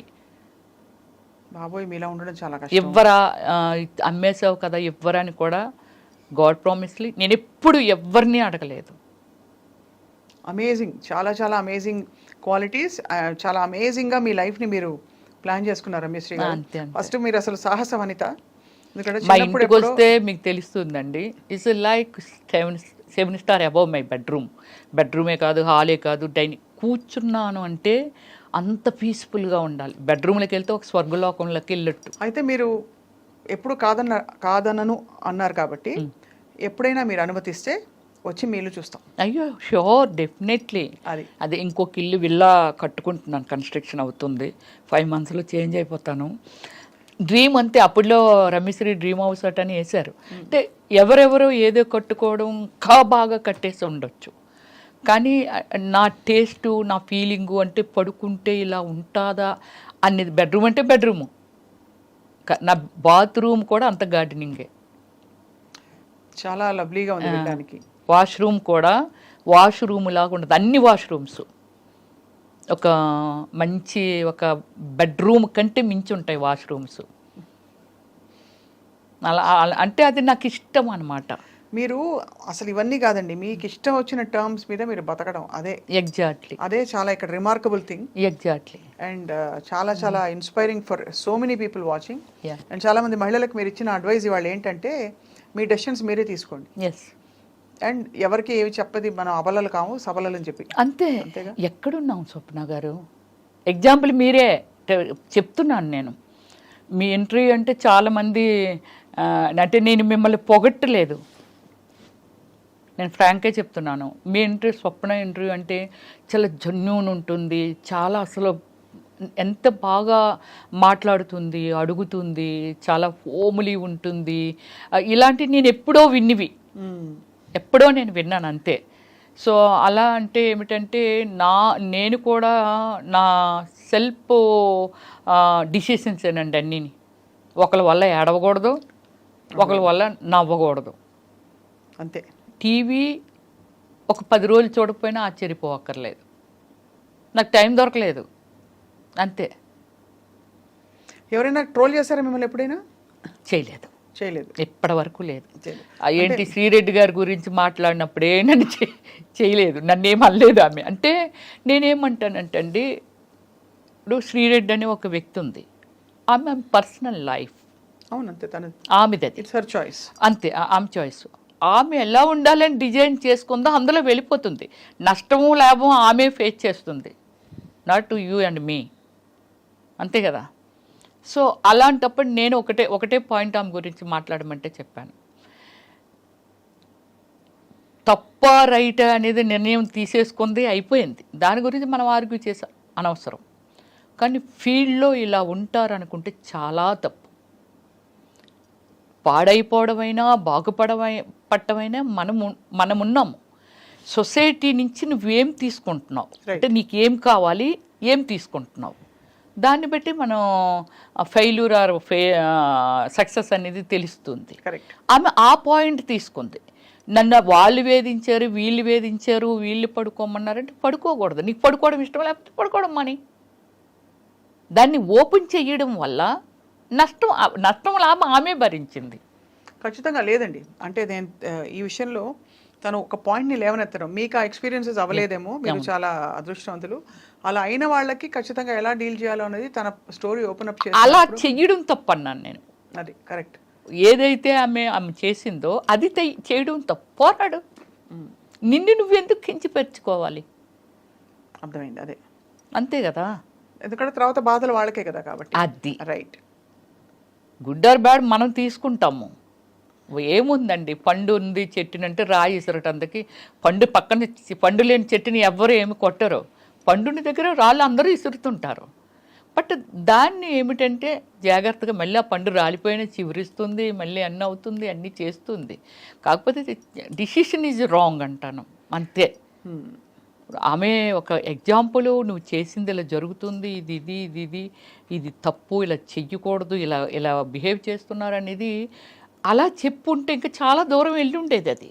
కానీ నీకు నువ్వుగా శిక్ష వేసుకున్నావు. అంటే అది చాలా మందికి తప్పుకి రైట్కి మధ్య ఉండే ఒక ఏమంటారు క్లారిటీ లేకపోవడం. అది బికాస్ చాలా మంది ఇరుక్కుపోతారండి ఆ సిచ్యువేషన్ లో. ఎలా చేసింది ఆమె. మీకు మోడలింగ్ కోసం వాళ్ళు తీసుకెళ్ళినప్పుడు మీరు ఎలా అయితే కార్ లో ఇరుక్కుపోయారు, ఇక్కడ పరిస్థితి ఒక సిచ్యువేషన్ క్రియేట్ అయ్యి ఇరుక్కుపోయిన వాళ్ళు చాలా మంది ఓపెన్గా చెప్తారు. ఒకసారి నాకు ఏమైందో తెలుసా, నేను చెన్నైలో షూటింగ్లో ఉన్నాను. 10 డేస్లో షెడ్యూల్ అయిపోతుంది అనుకునేది 13 డేస్ పెట్టింది, 3 డేస్ ఎక్స్ట్రా పెట్టింది. కొంచెం డిస్టర్బ్ అయ్యారు, లాంగ్ షెడ్యూల్ కదా. నాకు ఇంట్లో ఒక సర్వెంట్ ఉండేది, నాతో పాటు ఒక ఆమె వచ్చేది, ఒక ఆమె ఉండేది, ఇంట్లో ఉండిపోయేది. అమ్మ ఎవరో వస్తున్నారు, మీ ఫోటోలు అంట అవి అంటే నేను ఎప్పుడు మాట్లాడగలను? నైట్ ఈవినింగ్ వరకు స్ట్రైన్ అయ్యి వస్తాం, నైట్ పడుకునే ముందంటే చిరాకు కొట్టేది. అర్లీ మార్నింగ్ అంటే మేకప్ అది ఇది అంతా హడావుడి. ఇలా దాంతో అమ్మ వాళ్ళు ఈరోజు కూడా వచ్చారనేది, అరే మాట్లాడతానులే అనేదాన్ని. ఇలా అని చెప్పి ఫోటోలు కావాలటమ్మ, వాళ్ళు ఏదో సినిమా తీస్తున్నారంటే నన్ను తెలుసు కదా, అప్పటికే నేను బాగా ఫేమస్ అయిపోయాను. ఫోటోలు అంటున్నారమ్మా అది ఇది అని అంటే, సరే నేను వస్తాను చూసుకుంటానులే అని అన్నా. వచ్చాను కదా, వచ్చిన తర్వాత ఒక అతను వచ్చాడు, అమ్మ మీ ఫోటోలు కావాలమ్మా అంటే ఆల్బమ్ అది నాకేమీ లేదు బాబు ఆల్బమ్లు అవిని. రమ్యశ్రీ ఎవరంటే చెప్తారు కదా, అంటే ఇప్పుడులాగా మనమేమి ఎక్కడ చర్చ చేస్తే దొరకవు కదా. ఎవరిని అడిగినా చెప్తారు రమ్యశ్రీ ఎవరంటే. ఇప్పుడు నన్ను ఆల్బమ్ అది అడుగుతా అంటే సరే ఫోటోలు ఉన్నాయిలే అని కొన్ని ఇచ్చా. పట్టుకెళ్ళిన తర్వాత వాళ్ళ అబ్బాయిని పంపించిందండి ఆవిడ. ఇప్పుడు ఆవిడ కూడా కళాకారిణి, కానీ ఆవిడ కళాకారిణి అనేది నాకు నిజంగానే తెలియదు. ఆ ఫోటోలు ఇచ్చి అంటే నాకు టైం దొరికినప్పుడల్లా అడుగుతూ ఉండేదాన్ని. సో ఆమె ఎప్పటికీ ఫొటోస్ ఇవ్వట్లేదు. రెండమ్మ తీసేసుకుందరు అంటే గోల్డ్ స్పాట్ కంపెనీ ఉండేది, ఐడియా ఉందా అమీర్పేట దగ్గర? దాని ఆపోజిట్ గల్లీ. అంటే లైఫ్లో కొన్ని మనము ఫేస్ చేసి అవి మనకి ఎప్పటికీ మీ రూపాన్ని నేను చూశాను. నాకు ఎప్పటికీ చనిపోయేంత వరకు మీరు ఎక్కడొకక్కడ టచ్ చేస్తూనే ఉంటారు ఇక్కడ. సో సరే ఏంటి ఇవిడి ఎవరిని పంపిన ఫోటోలు ఇవ్వట్లేదేంటి అని చెప్పి అటువైపే వెళ్తూ మారెడ్డి గారు, నేను అప్పుడు రెంట్కు ఉండేదాన్ని స్వప్న అరోరా కాలనీలో. తర్వాత ఆయన దగ్గరే హౌస్ కొనేసుకున్నాను, ఇప్పుడు అమ్మేశాను కూడా అది. ఆయన అమ్మ రా అమ్మ నేను అట్టే పోతున్నానులే తీసుకెళ్తాను, ఆడపిల్లవి నువ్వు. నాకు డ్రైవింగ్ రాదు కదా, నాకు జన కారు ఉండేది కానీ డ్రైవింగ్ రాదు. వెళ్ళా, అయితే అక్కడ పెద్ద ఒక హంగామా ఉంది. డ్రింక్ చేసేవాళ్ళు, తినేవాళ్ళు, ఒక 6-7 మగవాళ్ళు, వీళ్ళంతా. ఈ వాతావరణం నిజంగా నాకు తెలియదు. ఏంటమ్మా వీళ్ళు ఇలా తాగుతున్నారు, వీళ్ళు ఏంటి, వీళ్ళు ఇదేంటి అలా అనుకున్నాను. సరే నా ఫొటోస్ ఇచ్చి వెళ్ళిపోతాను అన్నా. అంటే ఏమిటో కథ చెప్పింది, నా కూతురు అలాగైపోయింది, నేను అతనికి 2వ భార్య, అతను ఎవరో తెలియదు, నాకు ఏదో చెప్తుంది, నువ్వు హెల్ప్ చేయాలంటే ఏ విధంగా చేయాలి అన్నాను. అంటే అలా కదమ్మా నీ హెల్ప్ కావాలి తల్లి, నా కూతురు అనుకో నువ్వు అని. సరే నా ఫోటోలు ఇవ్వు, సరే నేను ఏదో ఒకటి చెప్తానులే అని అనుకొని వచ్చేసారు. అదే రోజు నైటు విపరీతమైన వర్షం, సినిమా సీన్ లాగే ఉంది. ఒక అబ్బాయి ఫుల్గా డ్రింక్ చేసి మా ఇంటి మెట్ల దగ్గరికి వచ్చాడు. ఎదురుగా ముస్లిమ్స్ ఉంటారు, అంటే ఆపోజిట్ హౌస్. నేను లేను, మా సర్వెంట్ తీసింది డోరు. మా గ్రిల్ ఉండేది ముందని. తీస్తే అబ్బాయి వచ్చి అమ్మ నా రింగ్ పట్టుకొచ్చేసారు కదా ఇచ్చి అండి అన్నాడు. మీరు నేను తీసుకురావడం ఏంటి, మీరు ఇంకెవరైనా అనుకుంటున్నా, మీరు ఇందాక వచ్చారు కదా, అక్కడ అతను ఉన్నది కూడా మనం చూడలా. మీరు ఇందాక వచ్చారు కదా, నా రింగు అక్క తీసుకుంది మీకు ఇచ్చిందంట కదా. నాకు ఎందుకు ఇచ్చింది, ఎందుకు ఇచ్చిందో, మీ ఇంటికి వెళ్ళి తీసుకోమందని. అప్పుడు 9:30 ఎంత అవుతుంది వచ్చాడు నైట్. ఫుల్ డ్రింక్, వాళ్ళ ఇంటి దగ్గర నుంచే, అక్కడ డ్రింక్ చేస్తున్నాడేమో వచ్చాడు. అప్పుడు చెప్పాను, మీరు అతను మనం చెప్పింది వినట్లా, చైర్లో వచ్చి లోపలికి వచ్చి కూర్చుండిపోయాడు. మా సర్వెంట్స్ కదా తీశారు డోరు, వచ్చి కూర్చున్నాడు. వెళ్ళమంటే వెళ్ళడే. మీరు నమ్మరండి, అక్కడ నా పేషెన్స్ ఎంత ఉందంటే తల్లిలాగా, ఒక మదర్ లాగా అతనికి, ఇంత అందంగా ఉన్నావు, ఇంత బాగున్నావు అమ్మ, ఇలా డ్రింక్ చేసి ఇలా రియల్లీ నేను తీసుకురాలేదు రింగు, చూడ ఆవిడే ఏదో చేసి ఉంటుంది, నా మీద పెట్టింది, నేను వచ్చాను. లైక్ అంటే ఒక రీజను అర్థమైంది. ఆలోచించి నువ్వు నాకు ఎందుకు ఇచ్చి ఉంటుంది అంటావు, నాకెందుకు ఇస్తుంది ఆవిడ ఎవరో కూడా నాకు తెలియదు అసలు. వచ్చాను, ప్లీజ్ వెళ్ళిపో, టైం అవుతుంది, నేను ఏదైనా పోలీసులు పిలిచాను అనుకో నీ లైఫ్. అటు సింగపూర్ వెళ్దాం అనుకుంటున్నాడంట. ఆవిడికి నువ్వెలా దొరికేవు, ఆవిడింటికి నువ్వెందుకు వెళ్ళేది, ఒక మదర్ లాగా అలా ఎక్స్ప్లెయిన్ చేసి అతన్ని 11:30కి బయటకు పంపగలిగాను. నా ఓపుకి నాకు నేనే జోహార్ చెప్పుకున్నాను. ఇంత ఓపుక రమ్య అనేది, ఏం చేసేస్తాడో భయం. మామూలుగా ఎవరినైతే కసురుతారు, లేకపోతే పక్క వాళ్ళని పిలుస్తారు, పోలీసులు కంప్లీట్ చేస్తారు. చెయ్యలేదు అసలు. బ్రతిమిలాడే రీజన్ వాడు కరిగాడు. లాస్ట్కి కరిగి అప్పుడు బయటికి వెళ్ళాడు. లోపల ఒక భయము, వీడు ఫుల్ తాగేస్తున్నాడు, టూ యంగ్ అబ్బాయి, ఏమైనా చేసేస్తాడేమో. బాబోయ్, మీరు అసలు మీ ఎక్స్పీరియన్సెస్ మొత్తం అంతా చూస్తే ఒక కథ బుక్ రాశారంటే మీకు అది రాయించండి యాక్చువల్లీ. అంటే మీరు ఇండస్ట్రీకి వచ్చిన తీరు, ఆ కార్లో అయిన ఇన్సిడెంట్, ఇలాంటి బోల్డ్ జరిగి ఉంటాయి. అవన్నీ కలిపి నిజంగా రమేశ్రీ గారు మీరు ఎలా బయటపడ్డారు? బయటపడ్డం అంటే చెప్తున్నాను కదా, నాకు ఓపిక ఎక్కువ స్వప్న గారు. తర్వాత మీరు భయపడరు మెయిన్. ఫస్ట్ అది ఏదైనా అవనియండి, నేను వచ్చి కున్నిట్ల మీద పెట్టి దగ్గర ఒక 15 crores పోగొట్టుకున్నాను.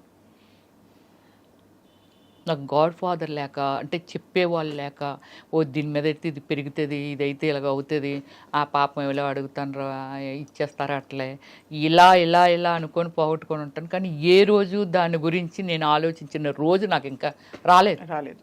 ఆలోచించను నేను. మళ్ళీ రేపు స్టార్ట్ అవుతుంది వన్ డే, దానికోసం ప్రయత్నం చేస్తాను నేను. బ్యూటిఫుల్. పోయిన దాని గురించి నెవర్ థింకింగ్, ఇలా ఆలోచిస్తాను నేను. ఏదైనా నేను చెప్తున్నది ఎవ్రీథింగ్ ఇస్ ట్రూ.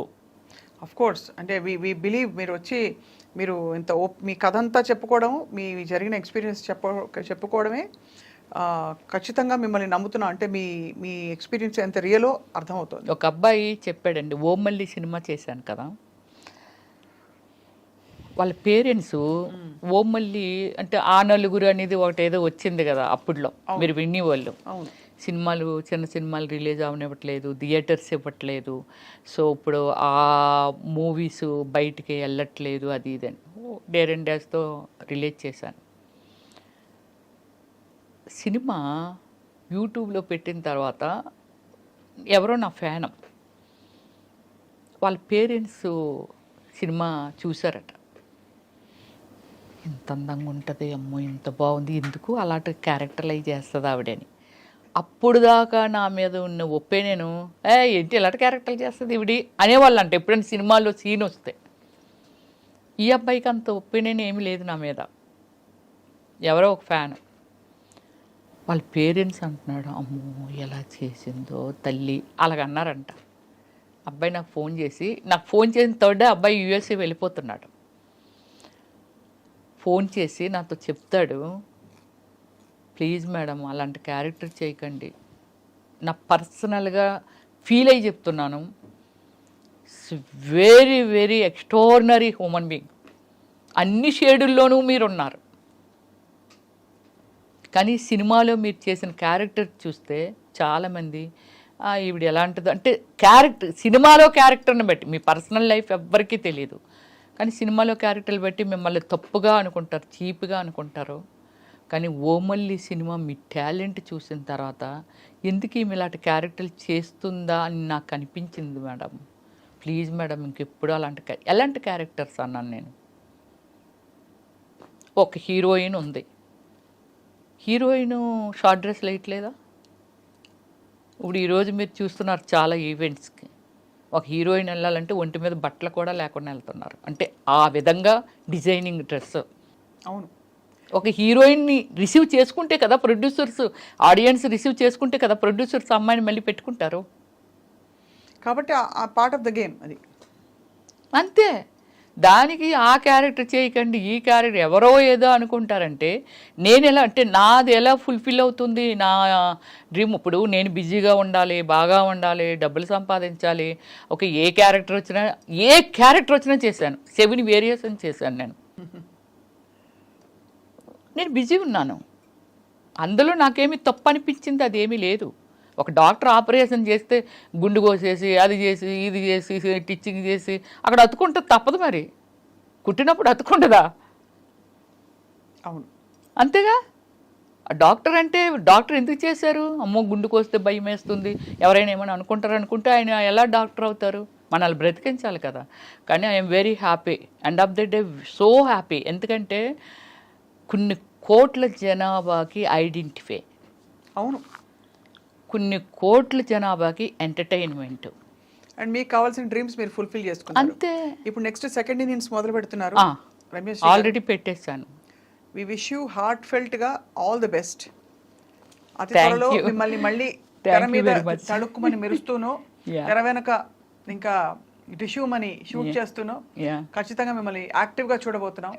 మీకు కావాల్సిన పబ్లిక్ లైఫ్ లో మీరు ఒక ప్రజాప్రతినిధిగా ఏ పరిధి అయితే ఆ పరిధి నెరవేరుతుందని చెప్పి మనస్ఫూర్తిగా ఆశిస్తున్నాం. అండ్ మీకు కృతజ్ఞతలు మీ కథలోని కొన్ని విషయాల్ని మాతో పంచుకున్నందుకు. Thank you very much. Thank you so much ma'am. All the best.